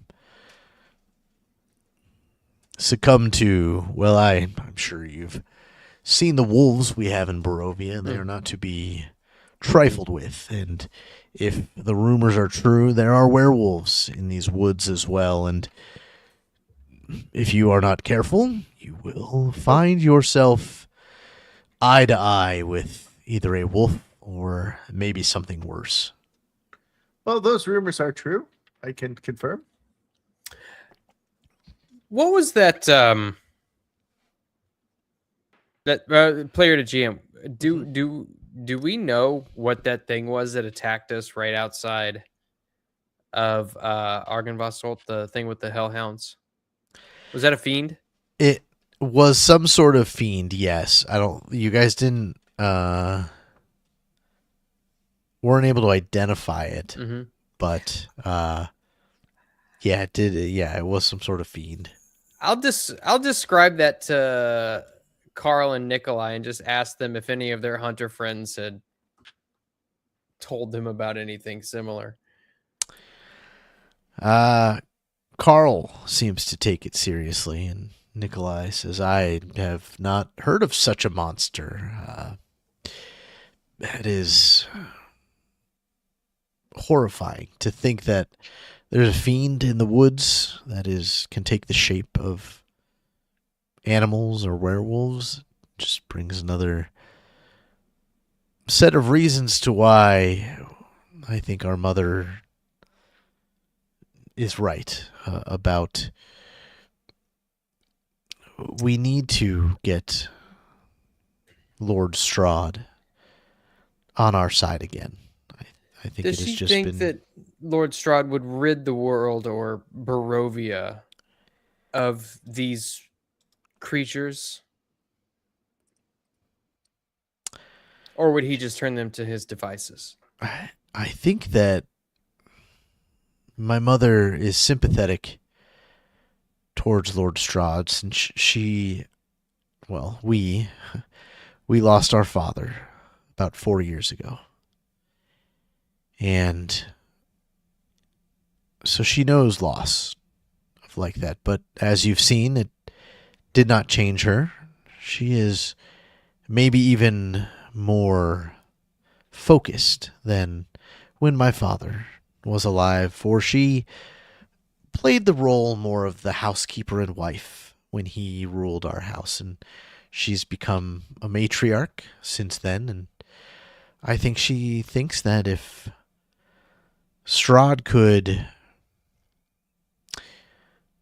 if his focus could be realigned with the people of Barovia, then these monsters would think twice about terrorizing its citizens, and maybe the dangers would lessen, and the creatures of Barovia are all under Strahd's rule as well.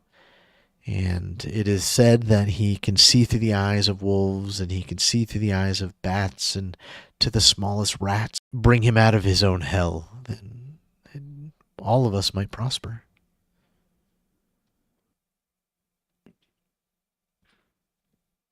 Very well said.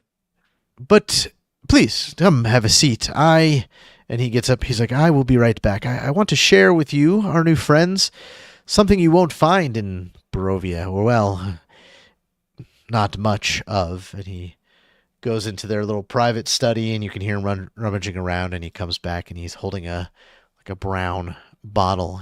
He stayed in Valaki for some time, and I was able to procure a few bottles of dwarven whiskey from him. So please, sit. Let us enjoy. Can I investigate the bottle of whiskey? Sure. It smells and looks like... Yep, I speak Dwarven. Does the bottle Me have too. any markings on it or anything? Yeah, it has runes on it. One would be like a family rune, saying maybe this was the brewer. an common would say like fire breath kind of thing. Dwarven fire breath. I've not had it myself, but Master Eon had spoken highly of this.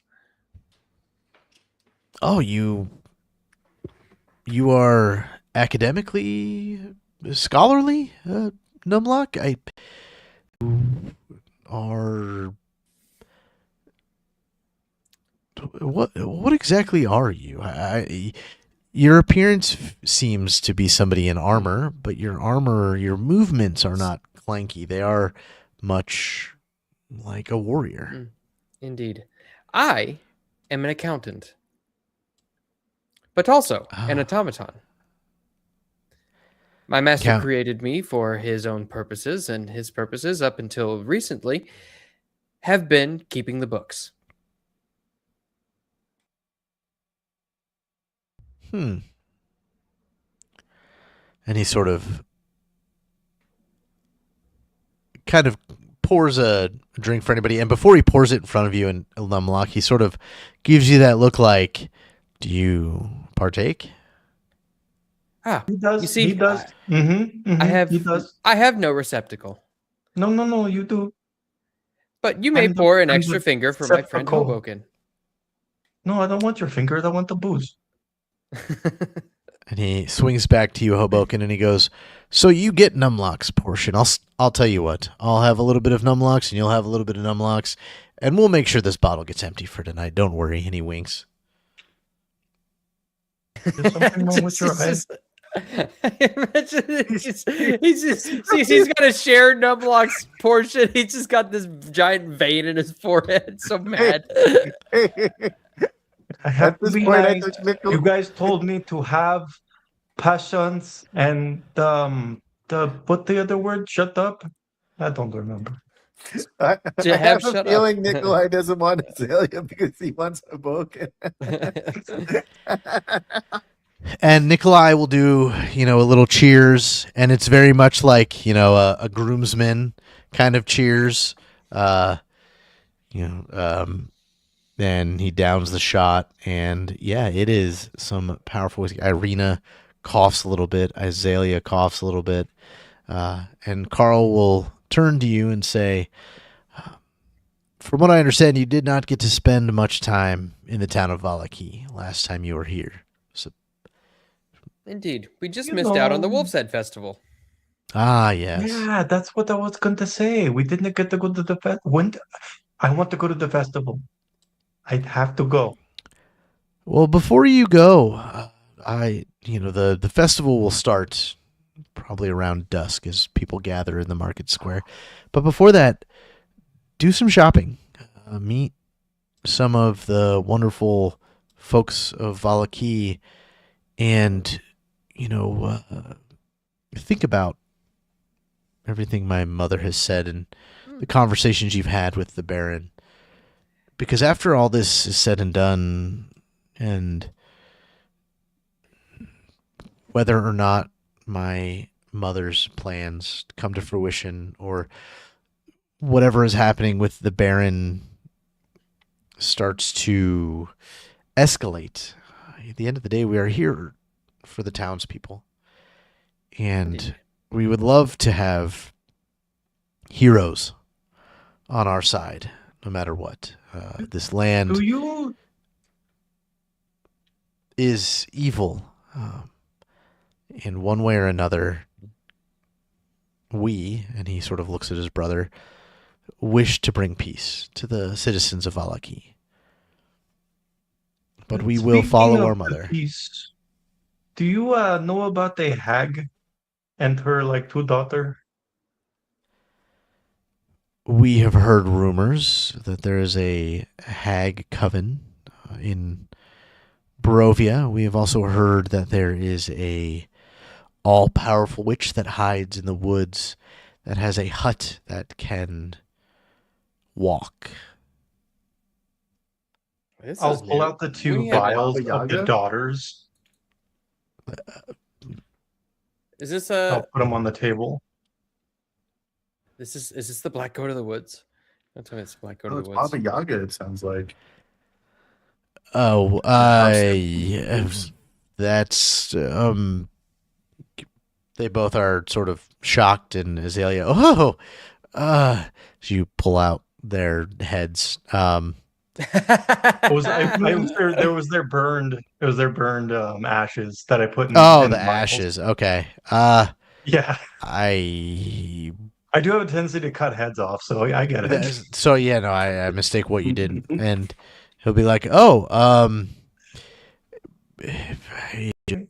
I don't know the specifics. We've over the years have just heard tales of hut move through the woods as well, but truthfully, a lot of the time, most of the stories we hear are people succumbing to. Put a Nigmar saw on that door handle.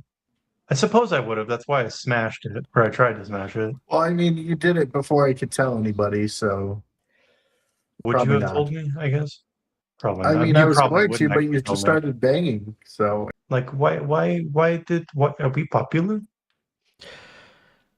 It is, well, I would say it is more of my mother's passion to know about anybody new to Valaki. Found out that the guy with the red arm that looked kind of weird. There are people in town who are sympathetic to my mother's views, who owe my mother information can be bought. And there are Hey, people did I that check this? come to, yeah, of course, come to us with information willing to sell. I don't think I've ever asked for an inside check. I don't even know what it's actually called. There should be a sense motive in your basic actions bar. Chance Somewhere. motive. Oh, I'm actually pretty fucking good at it. I can't see it. Oh, yeah, you got a 15. Not the worst, not the best. Sounds about even. Let me change it so you can see it. But even with a 15, yeah, everything he said sounds true, right? Like, you also, if you were the guards, if that happened to you and you were one of the guards that evening, you probably would have told somebody because that would have been funny to you. I mean, it's still funny to you. So, Did they say anything about like my butt? Nikolai, are you sitting down at back of the table, or are you guys standing up? Well, actually, at this point, I We're feel like standing up. you guys maybe would have made your way over. Oh, Did you? There.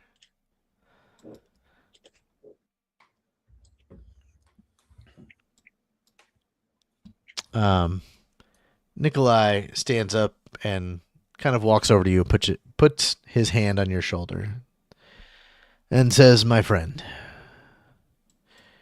your ass is the talk of the town." wait, really? Yes. Is this like a bad thing or a good thing or? No, but I think it'll be something some of us are. It's like, come on, Hobokinn, this is ridiculous. Azalea, Well, the booze are strong. I wanted blushes. to make sure you. Oh, wait, what did you just say? I'll put my ass away. And Nikolai will say, I think many of us bachelors in town will have until the ladies know you left town. Okay, are you guys coming to the festival too? Because like I want to go. I don't. Is there games or is there like a place where we can like a ride or? There's always some sort of games for the children. They will probably let you play, but they probably won't give you any of the prizes. That's okay. The kids can have them. I just wanted to play. Oh, is there balloons? I've heard so many things about them, but I've never seen one, and I've always wanted to hold one. So, question: Yes. so while he's doing all this, Sense Emphasis on the big motive. ass. Enigmar. But he tells you about how Blinksky does come out with new toys and balloon animals and things like that. And this gentleman who is in town recently over the last year, Rick Tavio, who supposedly ran a circus or a carnival, will come out and do tricks and use a little bit of magic and kind of a bit of a spectacle. With the 29, you think Nikolai is gone, right? He's to that point where he's all about having fun. Azalea is, small petite girl who is sort of starting to fall asleep on the comfortable couches. And Irina is also sort of on that level as well. You can kind of see her dozing off, but she's sitting next to Hobokinn, so the couch is probably just constantly moving, and she's probably being pushed around. So you think he's pretty attentive still. Would me pulling out my ass been enough distraction to let them kind of move? No, you don't. Enigmar, definitely you don't think so. You think that the distraction would have to be great, or you'd have to be invisible to get out of this room by any other means than maybe the front door kind of thing, Mm-hmm. Hey, Carl. How about a drinking contest? Now we're talking, but not too much, because I want to make sure I get to have a time for him. I can consume. Which means I don't have to drink your booze, but I can make it match whatever booze you have. Sound fair? I don't think I'll be partaking in anything like that this evening. I need my wits about me tomorrow. Cold stare. Recommend that maybe all of us get to a point where we will still have our wits about us tomorrow. Don't even know if I had to start, but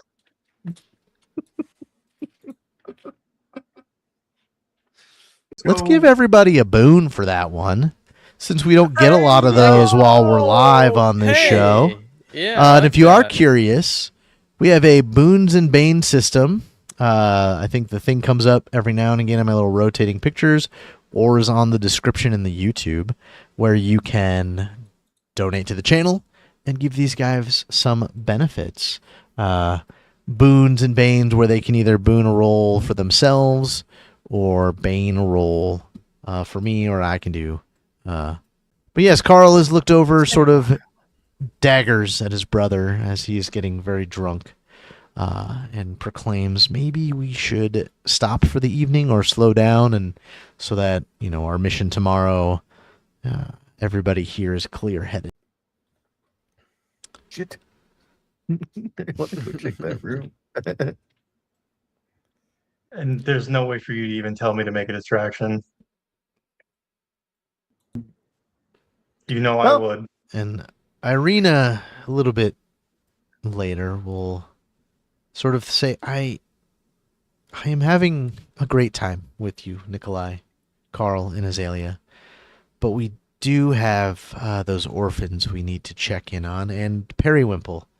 Tomorrow, we will all enjoy some of the festival together, and we can continue our conversations then. And she gets up and sort of almost wobbles her way kind of over to Numlock. Azalea Just kind of like and stabilizer. Nikolai stand, and Carl stands, and they all sort of stand. And yes, that sounds like a wonderful plan. However, and Azalea yawns and says, yes, I think I'm ready for bed. It has been a pleasure to meet all of you. And she goes over and gives Irina a hug, and she'll be the first one to kind of leave. The night. And he sort of looks at you confused, and you can tell he's sort of past the point of innuendos and reading between the lines for anything. Burn the town down, as they say, but not literally burn the town down. We're gonna. Okay, thanks for telling me. Yeah, we're gonna drink until they tell us to go home or we wake up in the alley. Are you drunk? Well, yeah, I'm drunk. You need to learn how to hold your liquor. And you need to learn how to hold your pee. I Wow. am holding my Don't pee. be waving that thing around down, That in was during the humorous. festival. You gotta You said leave you some would be going ladies for the rest. Festival Hoboken. He raises a great point. What the hell is happening? And Why he does through I'm and kind proud of of it? shakes everybody's hand and wishes them a good evening, or you guys a good evening as well. And he stumbles up the stairs, and Carl How sort many of people are in this room now? Just us. yeah, and there's like That Enigma has been trying to fucking sneak off this whole time. Like we've been around each other long enough for me to roll a probably sense know he's trying motive. to be sneaky. I'll say with a little bit of Okay. alcohol you've had, you may not catch it, but I'm What did I roll? 25. So I'll Good say God. you know that Enigmar was curious about but Yeah, I didn't hear you what he you said. realize maybe a little too late that there were a couple times that he was like trying to get you to keep whatever distraction or whatever he thought might be a distraction going.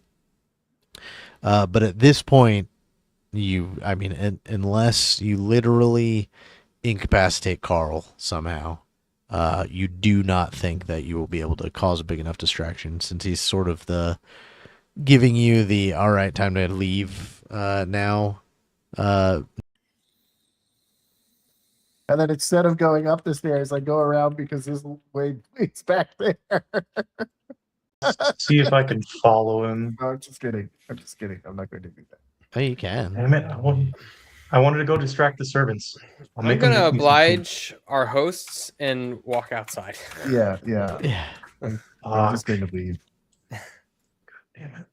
And he, as being a God. good host, Let's go to the does fucking festival. follow you to the entryway, and tomorrow, I think, even before everything, the time at the festival with you will be fun, and I hope that all of you have a great evening and make it back to the Blue Water safely. Be like, go under her and she can have Mhm. her arm as yeah.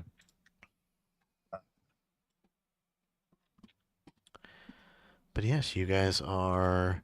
It's probably almost midnight. And one thing you have noticed as your time here in Barovia is that there's very little activity happening. You see a few people that may be just getting to, or the few dallying from the citizens of Alaki. I keep an eye open as we head back to the Blue Water Inn just for anything that looks out of the ordinary. Yeah, make me perception checks for anybody who's doing the same. Anything I'll that's do it while I'm watching us helping from the carrying, shadows. Wow, the Oh. exact. I don't see shit. Wait, did it? I don't see shit. Oh, okay. It just took it 30 seconds to roll. No big deal. 27. 25. Sound. Fantastic. Yeah, I love that sound. Hoboken is drunk. Numlock and Enigmar, as you guys, it's not too far to the Blue Water Inn.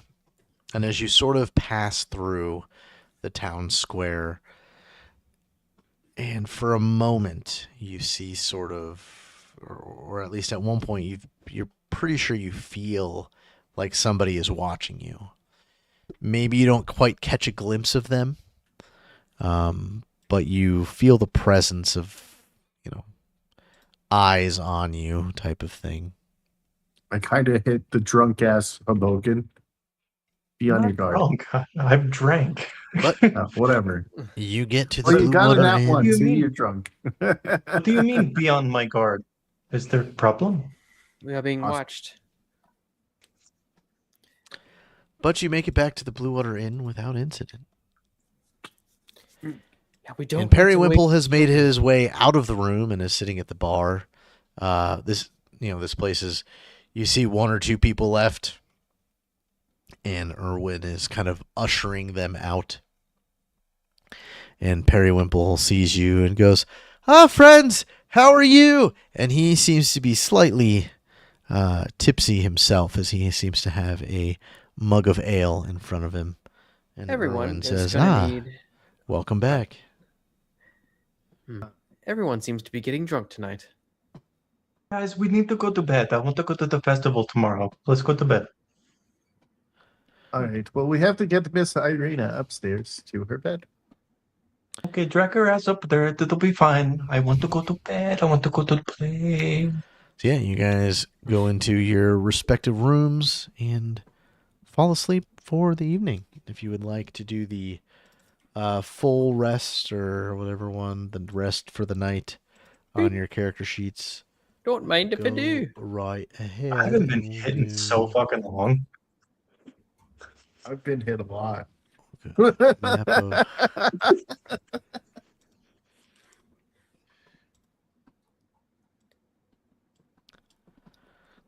And yeah, the evening goes uneventfully.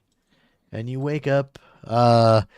If I can have a fortitude save from you, Hobokinn.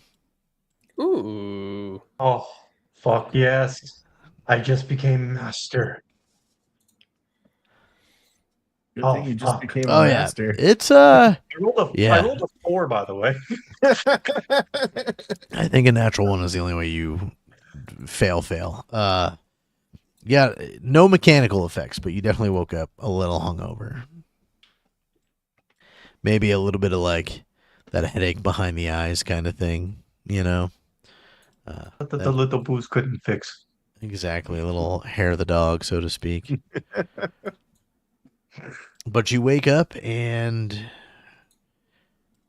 Erwin is, making breakfast and everything for you and says, "How was your evening at the Watchers?" It was very interesting.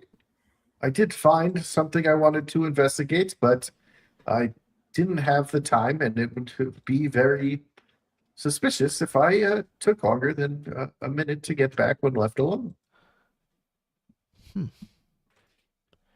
Interesting.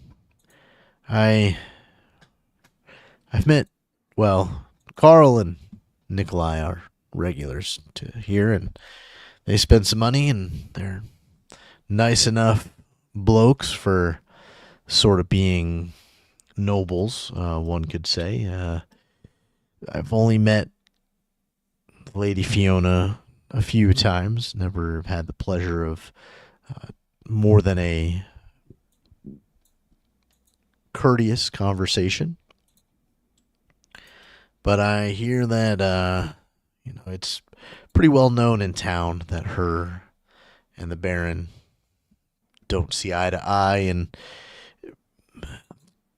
one could say that the town sort of falls along the line of the Baron or the Watchers. It's not something that really holds any marks, but it's there. It's definitely there.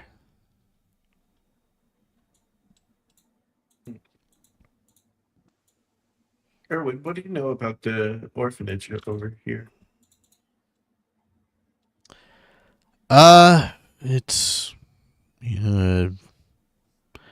ran by and he kind of thinks for a second. He goes, it's like I forgot what her name was. I think it's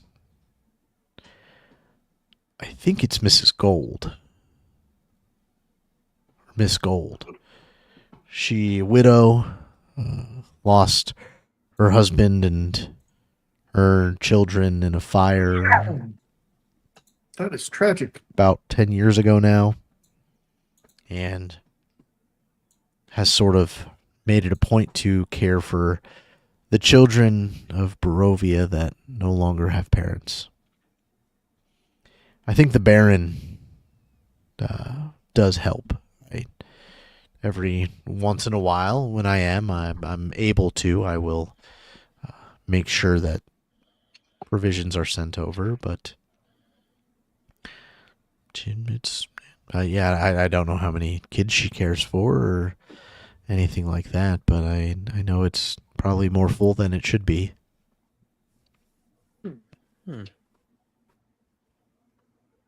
Would you be able, or let's see. Well, if we get, do you think they can handle 2 more? I mean, I would, if you are looking to drop off those children, I would maybe go talk to Miss Gold yourselves. I'm sure she would make accommodations for them if what Irina told me about them is true, and if you were honest with the story, I'm sure they would be taken care of, or at least looked out for. Yeah, maybe we can send Perry over there, and then we can maybe go to the festival. He's an honest guy.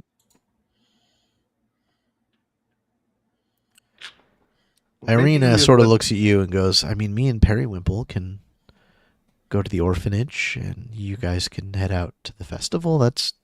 I want to talk to this Miss Gold and see the place for myself, but it doesn't have to be your responsibility. It was something that I sort of made you do, took on myself. All right. Well, if that's going to happen, Periwimple, keep your eye on Irina, especially with Isaac here, because we know he has a fixation on her, kind of like a stalker. He might even have been the one we saw last night.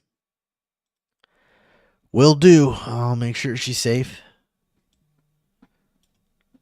Did you know that somebody here at the Blue Water bought me a drink because they thought I was an adventurer yesterday?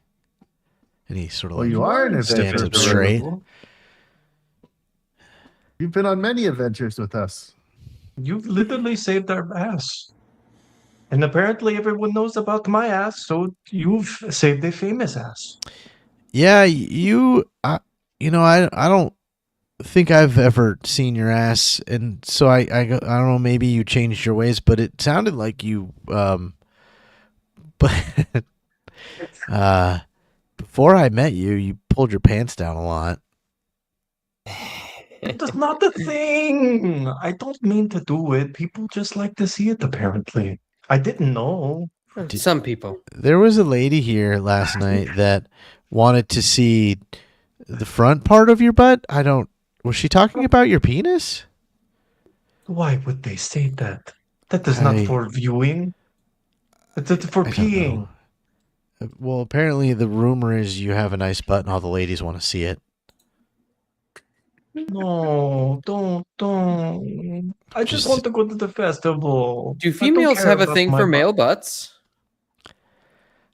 From one of the ladies last night, it sounds like it. She made a lot of these motions, and so I told her you would be at the festival. Numlock is visibly like studying Hobokinn's rump, just like. No, you're gonna try to collect more dirt from me. I remember last time. I'm just studying proportions. You do have an eye for numbers. How many cheek I have? 2.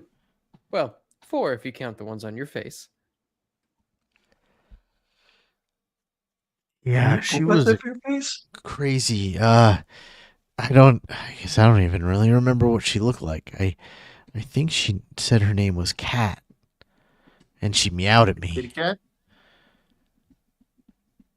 Oh, That's no. what I said. It's coming back to haunt me. And then she meowed First at that was me. a cat, then that was like a boar. She was really weird.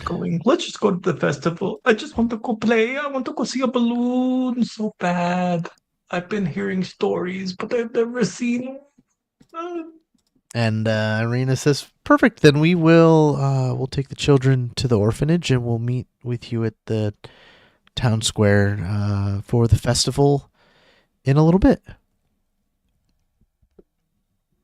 Oh, yes. Sounds good. Perfect. You guys have a little bit of time before the festival gets underway, though.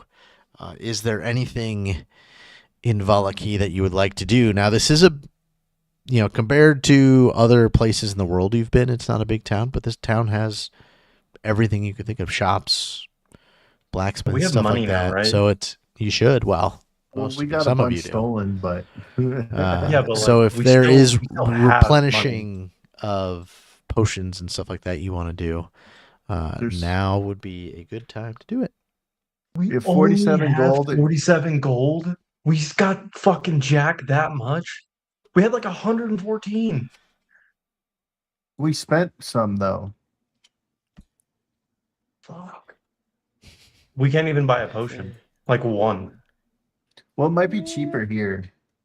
Well, we're heroes now. Maybe somebody will, Maybe if there's a Maybe- female shop, Maybe you can my show her your ass. wiener and get us some money. Yeah. Maybe Get us you some- can show a that little ass to bit of work, skin. Hobokinn. Yeah. Maybe we'll prostitute you out and get some fucking potions for it. I I will need some use. potion. I will use what silver coins I have to buy a fuzzy hat, wide brimmed. Okay. Yeah, you find it's kind of one that you do find one, a fuzzy hat, wide brimmed fuzzy hat. It's got a couple feathers that stick out of it. And it's going for 6 silver pieces.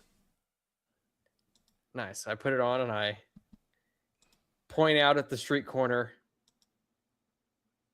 and I just look at Hobokinn and say, "Get to work."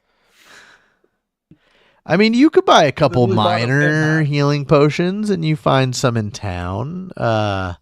There is an alchemist shop. He doesn't have Wherever anything. We can find potions, right? Yeah, I'm not gonna. Valaki is big enough to where effectively, unless you're looking for like a strange potion, minor and lesser healing potions are pretty available. As that is something What do you that guys want to do? the We have minor. 47 gold. Yeah. We'll see what the apothecary's name is. If it's Cat, we're putting Or- it to work so we can get more free ones. Something I think you guys may have forgotten because it's been a couple weeks since we played, so I'll remind you.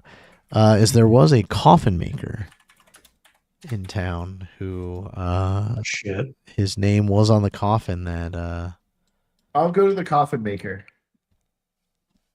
I'll go showed to the up and had apothecary. Enigmar.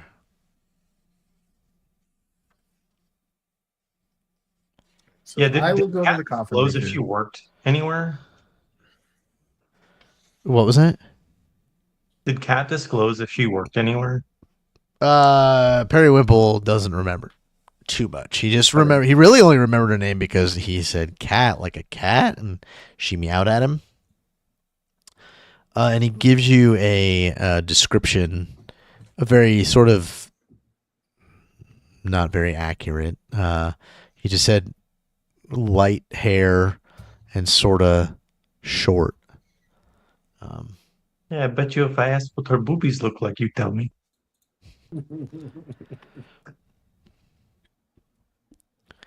Yeah, I'll head to the apothecary Okay. if he's going to go head over to the coffin maker. Yeah. So the coffin maker, which one is that? 6. I need to put these numbers on the map so I can remember where they are without having to flip pages in this friggin' book. 'Cause there's just so many pages. Do we remember the name on that was inscribed on there, or was it just his name? Vandervoot. Vandervoot. And the coffin maker is in this part of town, off of Market Street and Meat Alley. All right, well, that's where I will be. Yes, and we'll start there. We'll get to the apothecary next. It says this uninviting shop is 2 stories tall and has a sign shaped like a coffin above the front door. All of the window shutters are closed up tight, and a deathly silence surrounds the establishment. Or even on a festival day where, the streets walking to here have people who are chatting and are being friendly and even wave and say hello to you, as that's something you haven't really experienced much of in Barovia, and you kind of get to the area that has the shop, and there is almost like this little bubble where people are avoiding this little half a block where the shop is. And it almost feels like there's nobody there. It almost feels cold and uninviting. Well, I don't care if it's cold and uninviting. I am going in. Knock, knock.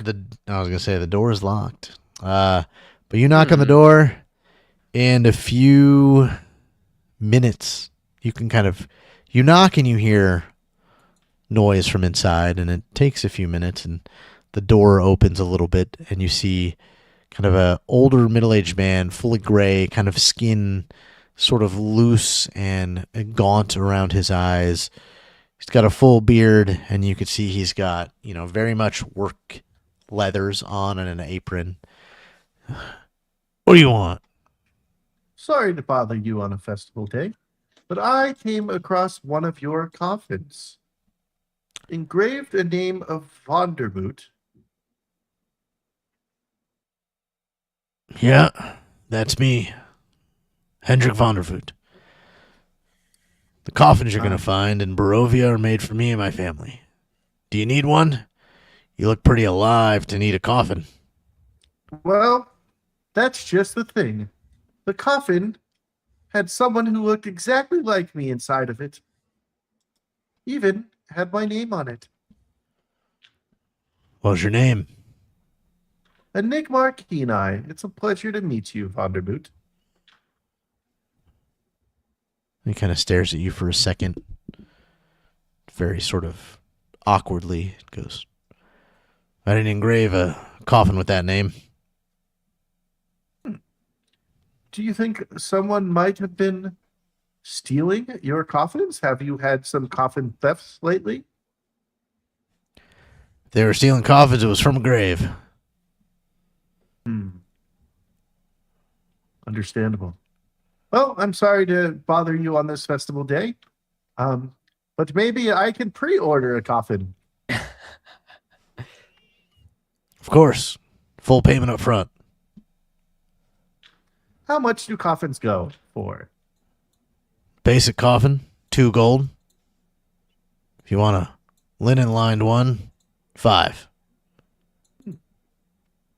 Well, there was a gentleman who pickpocketed us the other day, so I am not carrying that much cash on me at the moment. So maybe I will have to come back. If you have that much Pleasure bad to luck, meet you. you're probably going to need a coffin sooner than later. Well, that is good to know. I will make sure to will the 5 gold for a coffin to my party. Thank you. As you've been talking to him, as the conversation has kind of gone into a business direction, the door has opened a little bit wider. So he's now just standing in the doorway, and he's probably 5'8", 5'7", an older man. He's getting to that point in life where he's starting to sort of slouch over and become shorter. Mm-hmm.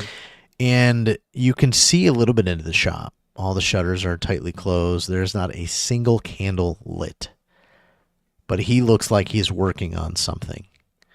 And you don't notice, you don't see anything weird or out of the ordinary, but you get a strange feeling from that. Like, you can see behind him coffins and like coffin lids, and like there is stuff in here that is coffin, but if he's working on stuff, he's doing it in the dark, which is weird. Okay, so I want to look at this dude and see if I can tell if he's actually human. Okay.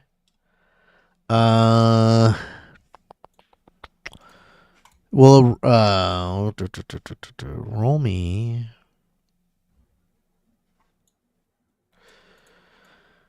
Here's roll me a perception. Okay.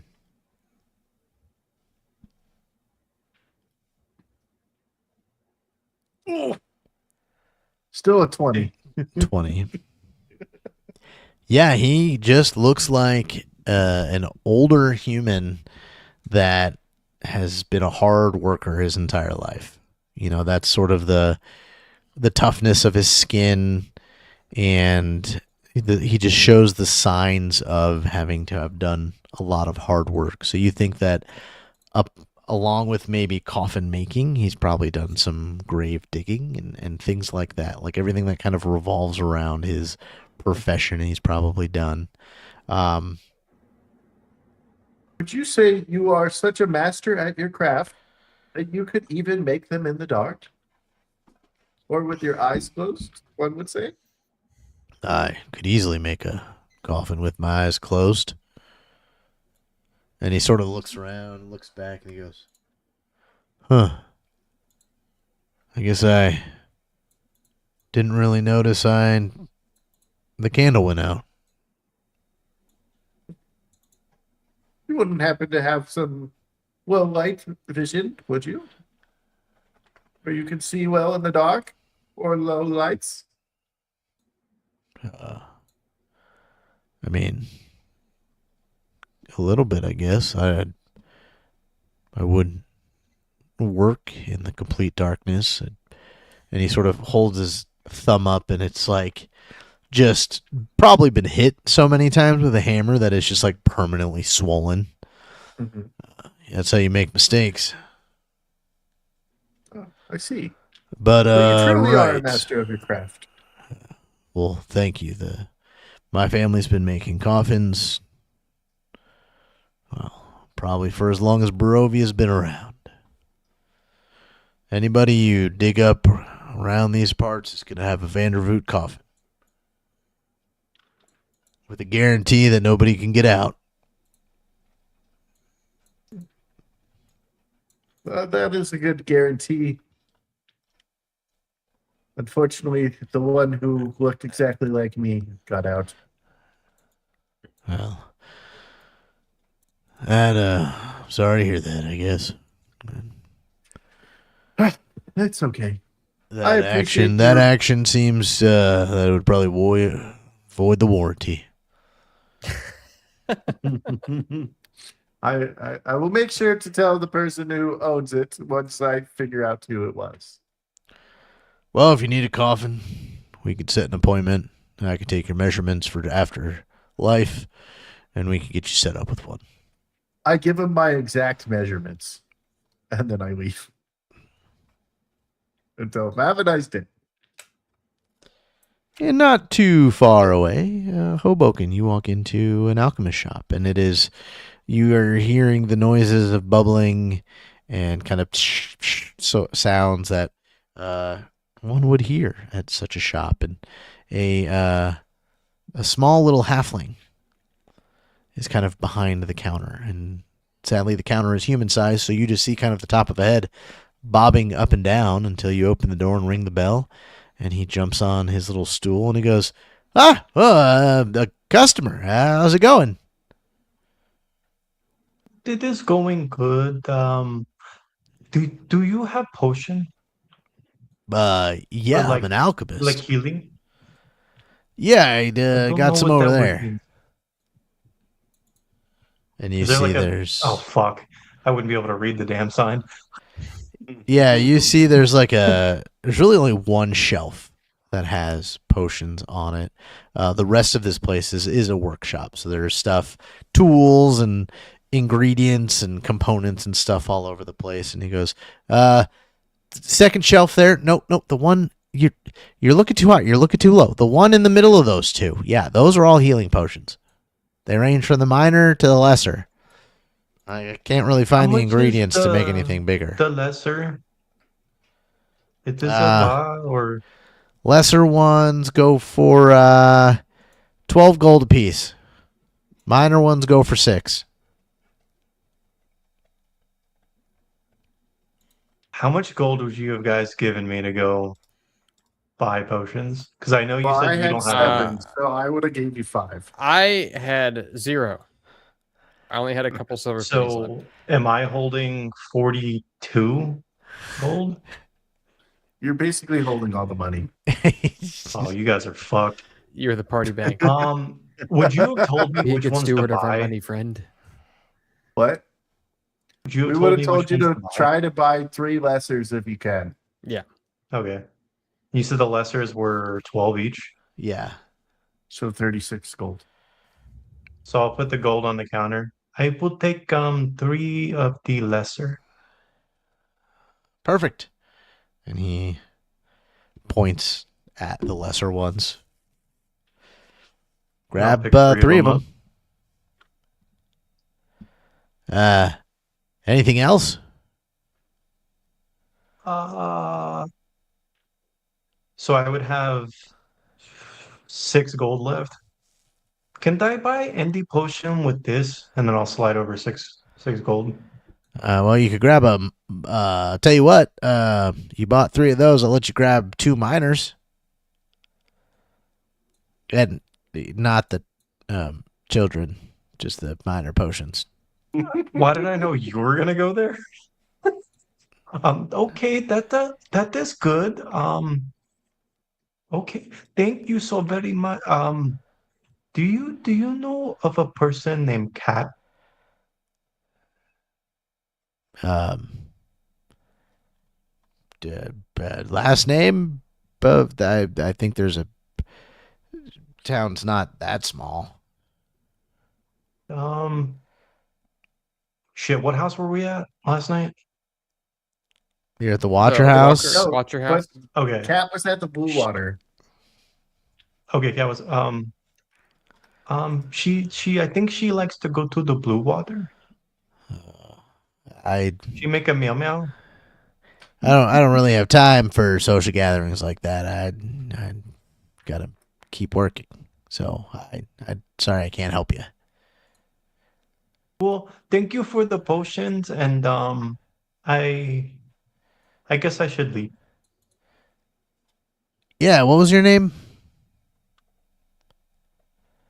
My name? Yeah. Oh, I'm Hobokinn. Well, I'm Willie. Hi, Willie. Willie, can I ask you a question since we are now known to each other? Sure. How did you become a potion maker? Family's been doing it for a long time. The better question was be, how do we get ourselves trapped in Barovia? Right, I was a couple years ago traveling with a dwarf buddy of mine and stumbled through the mist, and we can't get back out. Right, I've been trying to. Do you run into the Vistani people? Yeah. Do you know? They well, actually, my friend Numlock, he knocked like some dirt off me, and like they're making a potion now to get us out of here. I heard they had that. I'll tell you what, Hobokinn. If you bring me that potion, I will make you and your friends. I don't know. I'm assuming you, unless you came here alone.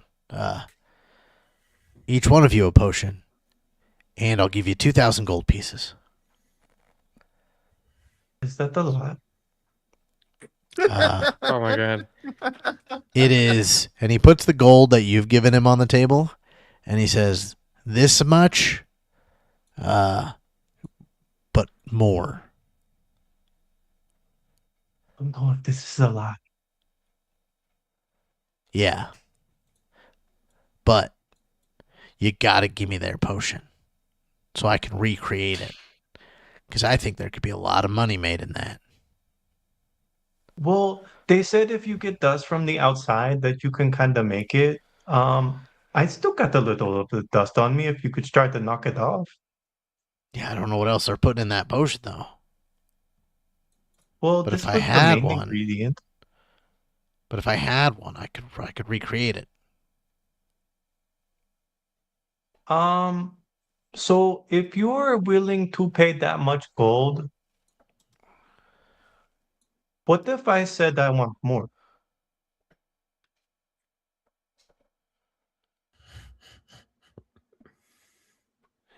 Can you even get this potion? Now I kind of feel like you're lying to me. Why would I lie? I told you all the things. You would have never known about this potion if I didn't tell you.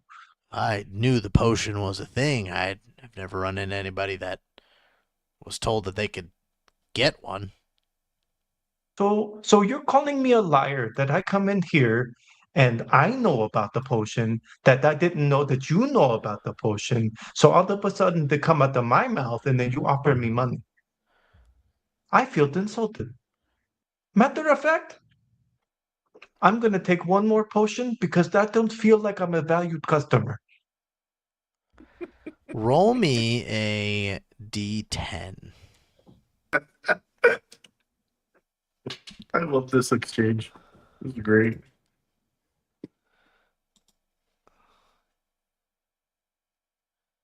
Okay. Let me.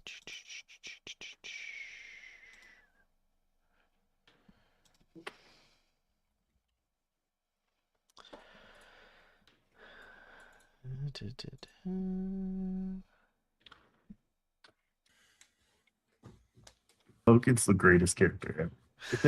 He has the same like go get him attitude as the Vinny. Vinny Gucci. Yeah.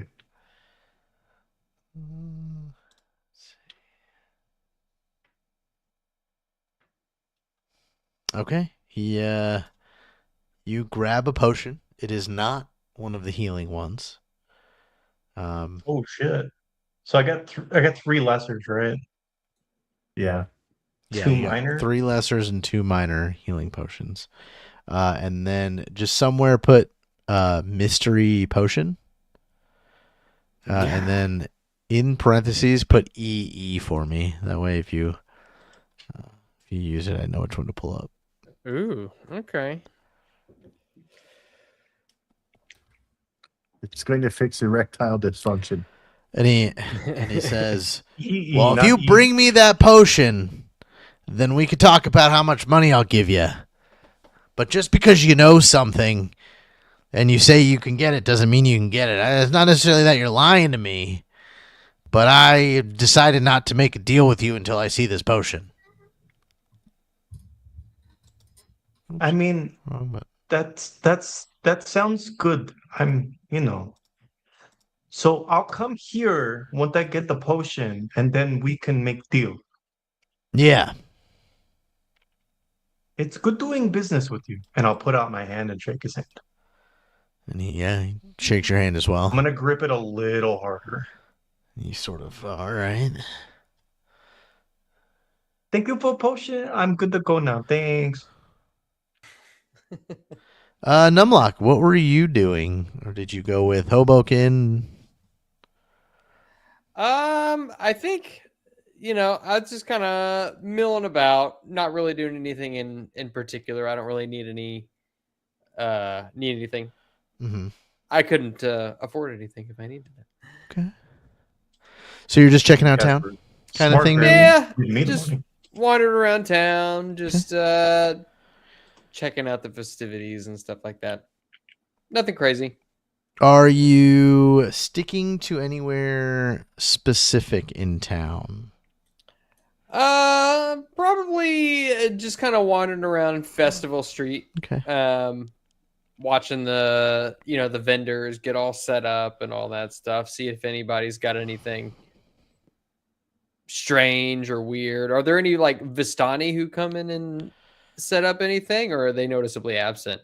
They are noticeably absent from like being a vendor. You see a few. You see them in like groups though. Kind of sticking to themselves, maybe going into a store, and that you notice that they're kind of getting sidelong glances as they're wandering around.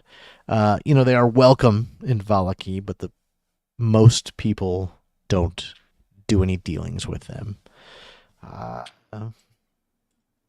Yeah, you come upon kind of the market square, and you can see where, if you remember, there was a where they had the people kind of with the donkey masks and kind of the what was maybe the gallows at one point. They are erecting a huge, 2-story tall wicker man, and then throughout the marketplace there are kind of poles with smaller wicker men on them as well throughout the entire area.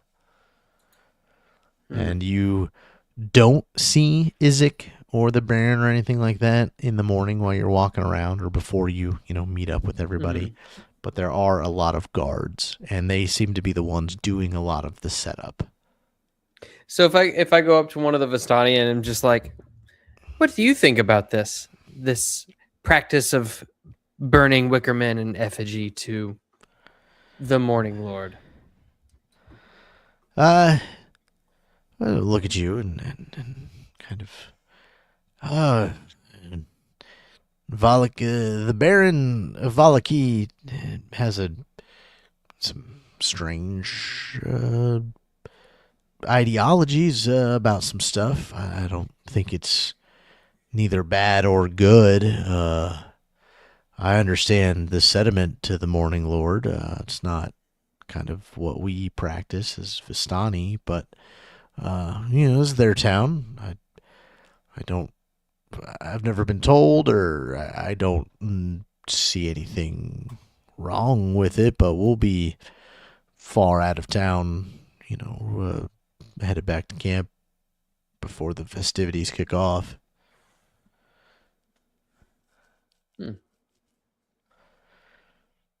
I was curious if there was any similarities to your faith versus what they practice here.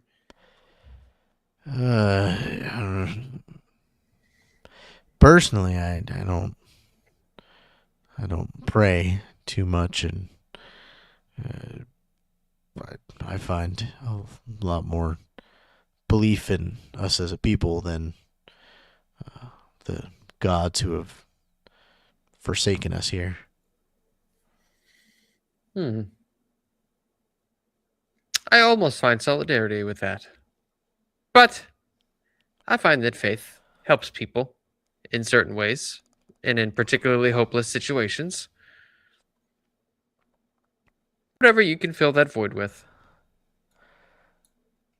Well, if you're more accepting than most of the people in this town, come to the camp, and you can see if maybe our ways are something you are familiar with or like.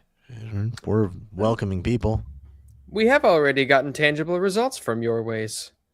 Oh, well, glad to hear that.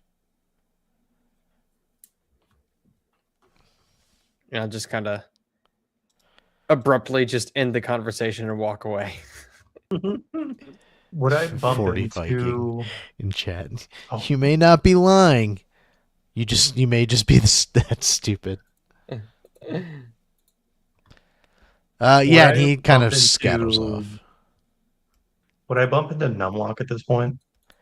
I'd say yeah. as It's well. probably about the time the three of you sort of meet back up. You got probably an hour or two before like the official festival begins, and probably around the time that Periwimple and Irina meet back up with you, and Irina sort of tells you that about the orphanage a little bit, but we can do what you wanted to say first. I Can we go find the balloon, please? I've Yes, only we'll go- ever wanted to see the Of balloon. course. Also, We'll go see the here, balloon. here are potions, and I'll pass out 3 lessers and 1 minor. Whatever you guys want to do with them. I'll just take a lesser for now. I've got a couple already. Yeah, I'll take one as well. So you can Alright, hold so on I'm to gonna that minus other off- lesser. Yeah, I'm gonna minus 2 lessers off mine if you guys want to add 2 to yours. Does anyone want a minor? Should I give that to one of our other people? Give it. I guess Periwinkle and Give it to Irina can hold Irina, a though, minor. yeah. Yeah, I'll take off 2 minors if you want to give both of them. Okay. I can't give them to him. Yeah, no, If I'll put them. I'll JJ, put. you want to give them to him? Yeah, I'll put minor potions in their inventory for you. Do that real quick. While we're doing that, I tell the guys, I met with the coffin maker. He says he didn't make one with my name on it. He does seem to work in the dark and does not notice if the light or the candle goes out.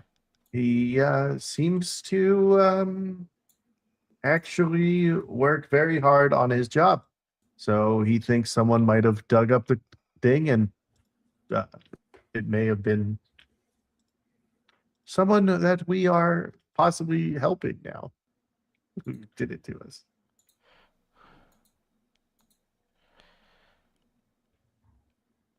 Can I have okay, so the guy, the potion guy, the fuck, what was his name?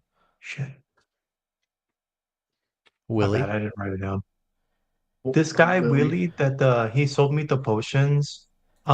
He asked me about the potion about well, I asked him about the potion, and then I said I knew a potion to get out of the place that we were in.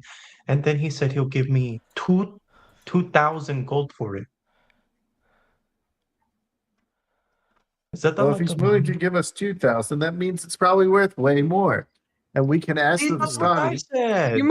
said. One must wonder what intentions he might have with such a thing, and why he'd be willing to pay so much.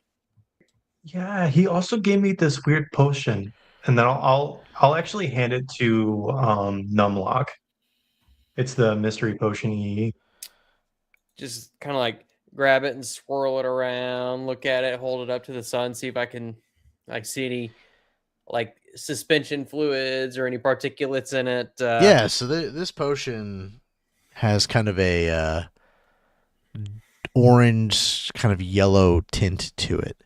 And when you give it a little shake, it almost looks like the best way to describe it is as if the liquid moves separately from its container. So like when you swish it, it feels like it almost creates a little vortex, like the liquid itself is moving faster than you're actually swishing. Weird. Could I make like a check to see if this seems familiar? Yeah, let's. You probably read a lot of books. Like Arcana maybe, or I'll take an Arcana or a crafting. Can I look at Arcana while it is. He's doing it as well. Mm-hmm. Oh, that was on P for mine for so long, and then it just rolled off. Do I check it? I guess. I mean, you What can. would if I you roll? want. Failed us What all. do you want me to Sorry, roll? Amos. One of the same things. You can do Arcana or Craft. Probably I'll crafting do because you're afraid of crafting, magic. Yeah. Yeah, you're Numlock. You're pretty sure this is a potion of emergency escape. Ah, Oh shit. I'll hand it back and say, if you need to get out in a hurry, just take a swig of this. And I will put that in your inventory, Hobokinn. Thank you. If you want to delete mystery potion. Yeah, I gotcha.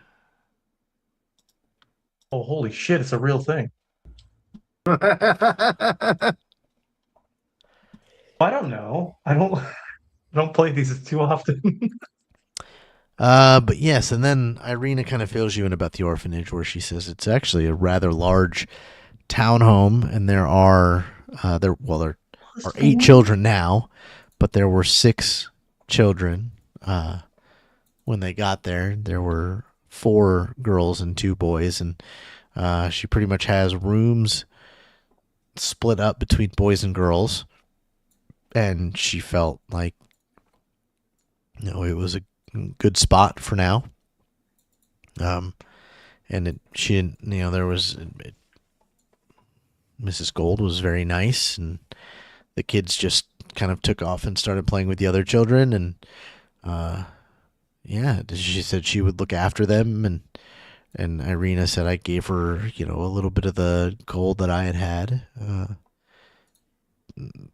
to help out for now. And if we get more supplies or anything, we can offer some of that to her for taking care of the children.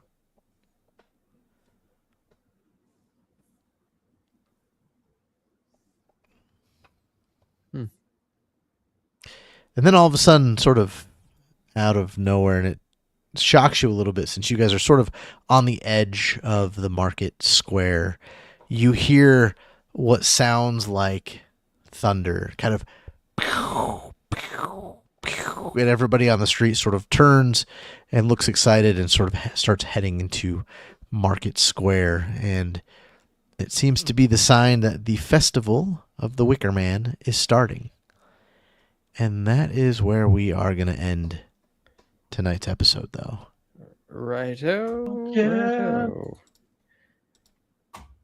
Dude, we got so many Gonna potions. play some and then a skee fucking ball. potion of bleed.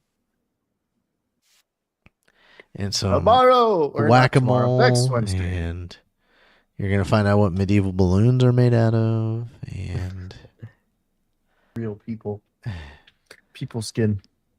pig intestines and stuff like that, probably. Yeah, my character is infatuated with knowing what a balloon is. He's heard about it, but never seen one. But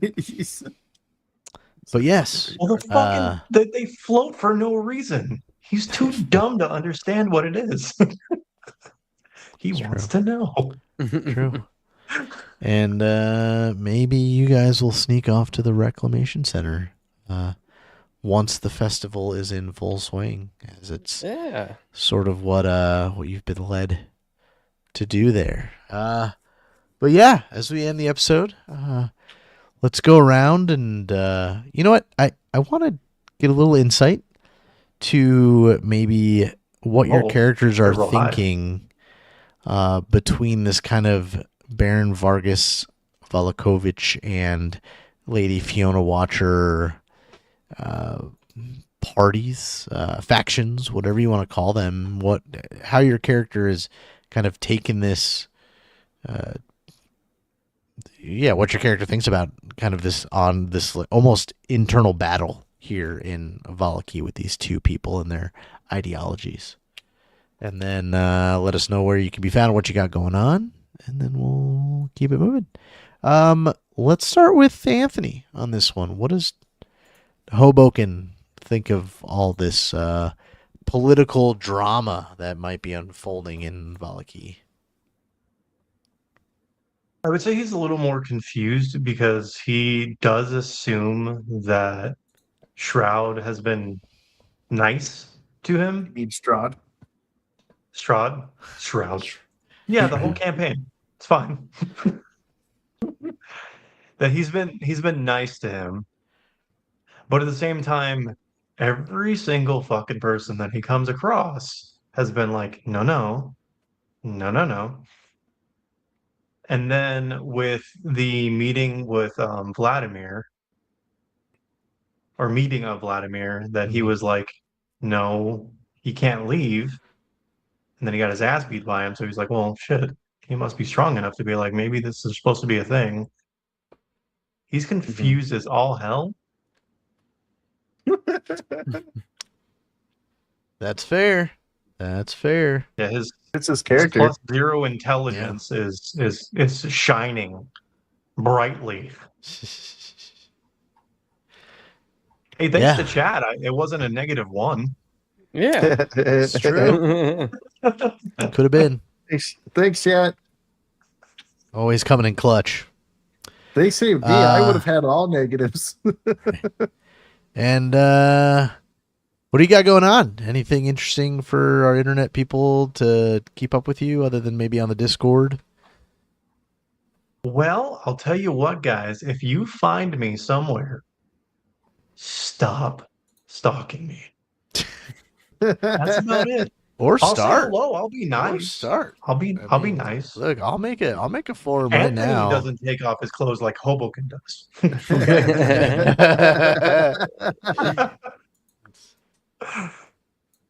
No, So you guys can always find me here every Wednesday that we do this, 8/7 Central. Everything's groovy here. We have such a great time. We definitely love if you guys would always show up. And there's always going to be a VOD. I believe it's usually the next day it shows up. Yeah, on Twitch and Right. Kick, I think it's 24 hours after the live. The VOD will Yeah. go, but obviously you can rewatch it right away on YouTube for the replays. And always commenting and liking on the video helps us out greatly as well. Yeah, if you guys actually would do that, I mean, like, listen, we all busy. We sometimes miss the beginning. We sometimes miss the end. Just kind of kick it back up. Watch it. Hit the Yeah, like button. exactly. Say something to us. We talk back. We do. We do.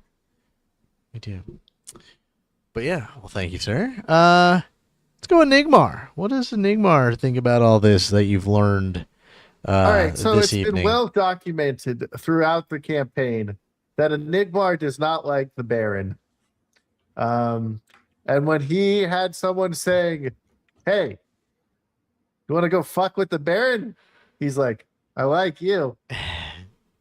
So Enigmar is full on Lady Fiona's side, Lady Fiona Watcher's side, and is ready to fuck shit up. And he's kind of been questioning whether or not Strahd was actually a bad guy. Except for the fact that he may have sent like a dead a dead person disguised as me.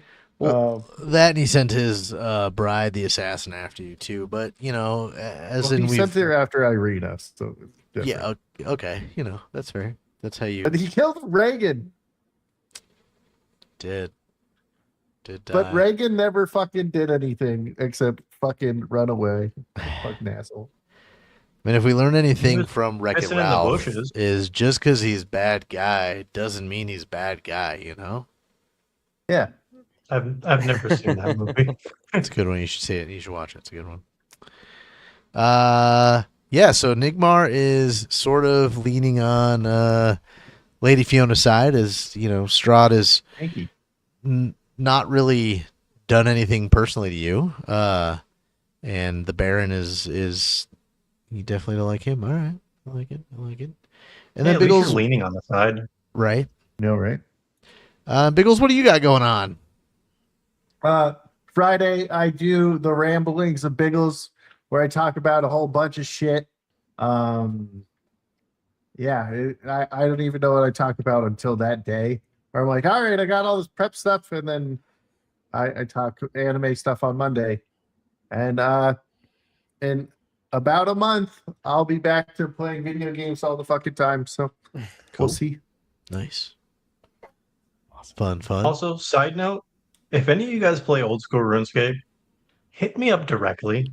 I will open DMs. We will play. Well, we could do it. We could do a RuneScape OG thing in the Discord. All you But I'll be RuneScapers the can get only one together. in it, to be honest. I know there's a few people. I know some of the replay people for sure play RuneScape. I'm pretty sure Circus, who watches our replays, is a big RuneScape guy. So we can just kind of pop one in there and see what happens. Do a little, hey guys. But you know, speaking of RuneScape and probably somebody who would dedicate their entire life to mastering it, what does Numlock think of this political intrigue that is going on in Barovia? Numlock thinks that everybody is obviously he thinks that the Baron is a piece of shit or controlled. He's or he's being controlled, which is also a possibility. He also thinks that Fiona Walker has her allegiances probably misplaced. But he definitely believes that they like that whole Walker family has good intentions, but the road to hell is paved with good intentions, right? So I think he's probably in the mindset of like, okay, get this reclamation center thing taken care of, and then maybe there will be a way to expose Strahd. I don't know, but what she wants is definitely not going to be something that is that can lead to any good whatsoever. Yeah. Yeah, I think once you guys dig into the Reclamation Center, I think some of this sort of on the line of who to believe and who to back and whatnot will start to clarify itself a little bit. And I feel like how people vision Strahd is how it would go when you're sort of have a tyrant for a couple hundred years. People are gonna, he's really not that bad. He's just kind of misunderstood. Look at how well we live. We're doing all right. Exactly. We've only had people calling people a tyrant for like 8 years now, so it's fine. And you get the same kind of thing, But yeah, what else you got going on, Moss? I know you got some War of the North going on. Do we got any next dates on that, or is that going to sort of be random? They need to follow the Twitter and be on the Discord and stuff like that, and it's have all the gonna be notifications. Yeah, it's gonna be like one of those things. You click the little bells and make sure the notifications are on and stuff like that. If you want to check that out, me and Biggles, the king of being naked. King of being naked. Even though Hobokinn might be the king of being naked here, but my armor. No, a lot of weird nudity. So if you've been watching channel. our War of the North streams, my equipment always comes off, so I'm always naked. That's really funny, guys. Mr. Biggles, do you remember what you used to do for bits? Yeah, I used to take my clothes off, shake my ass.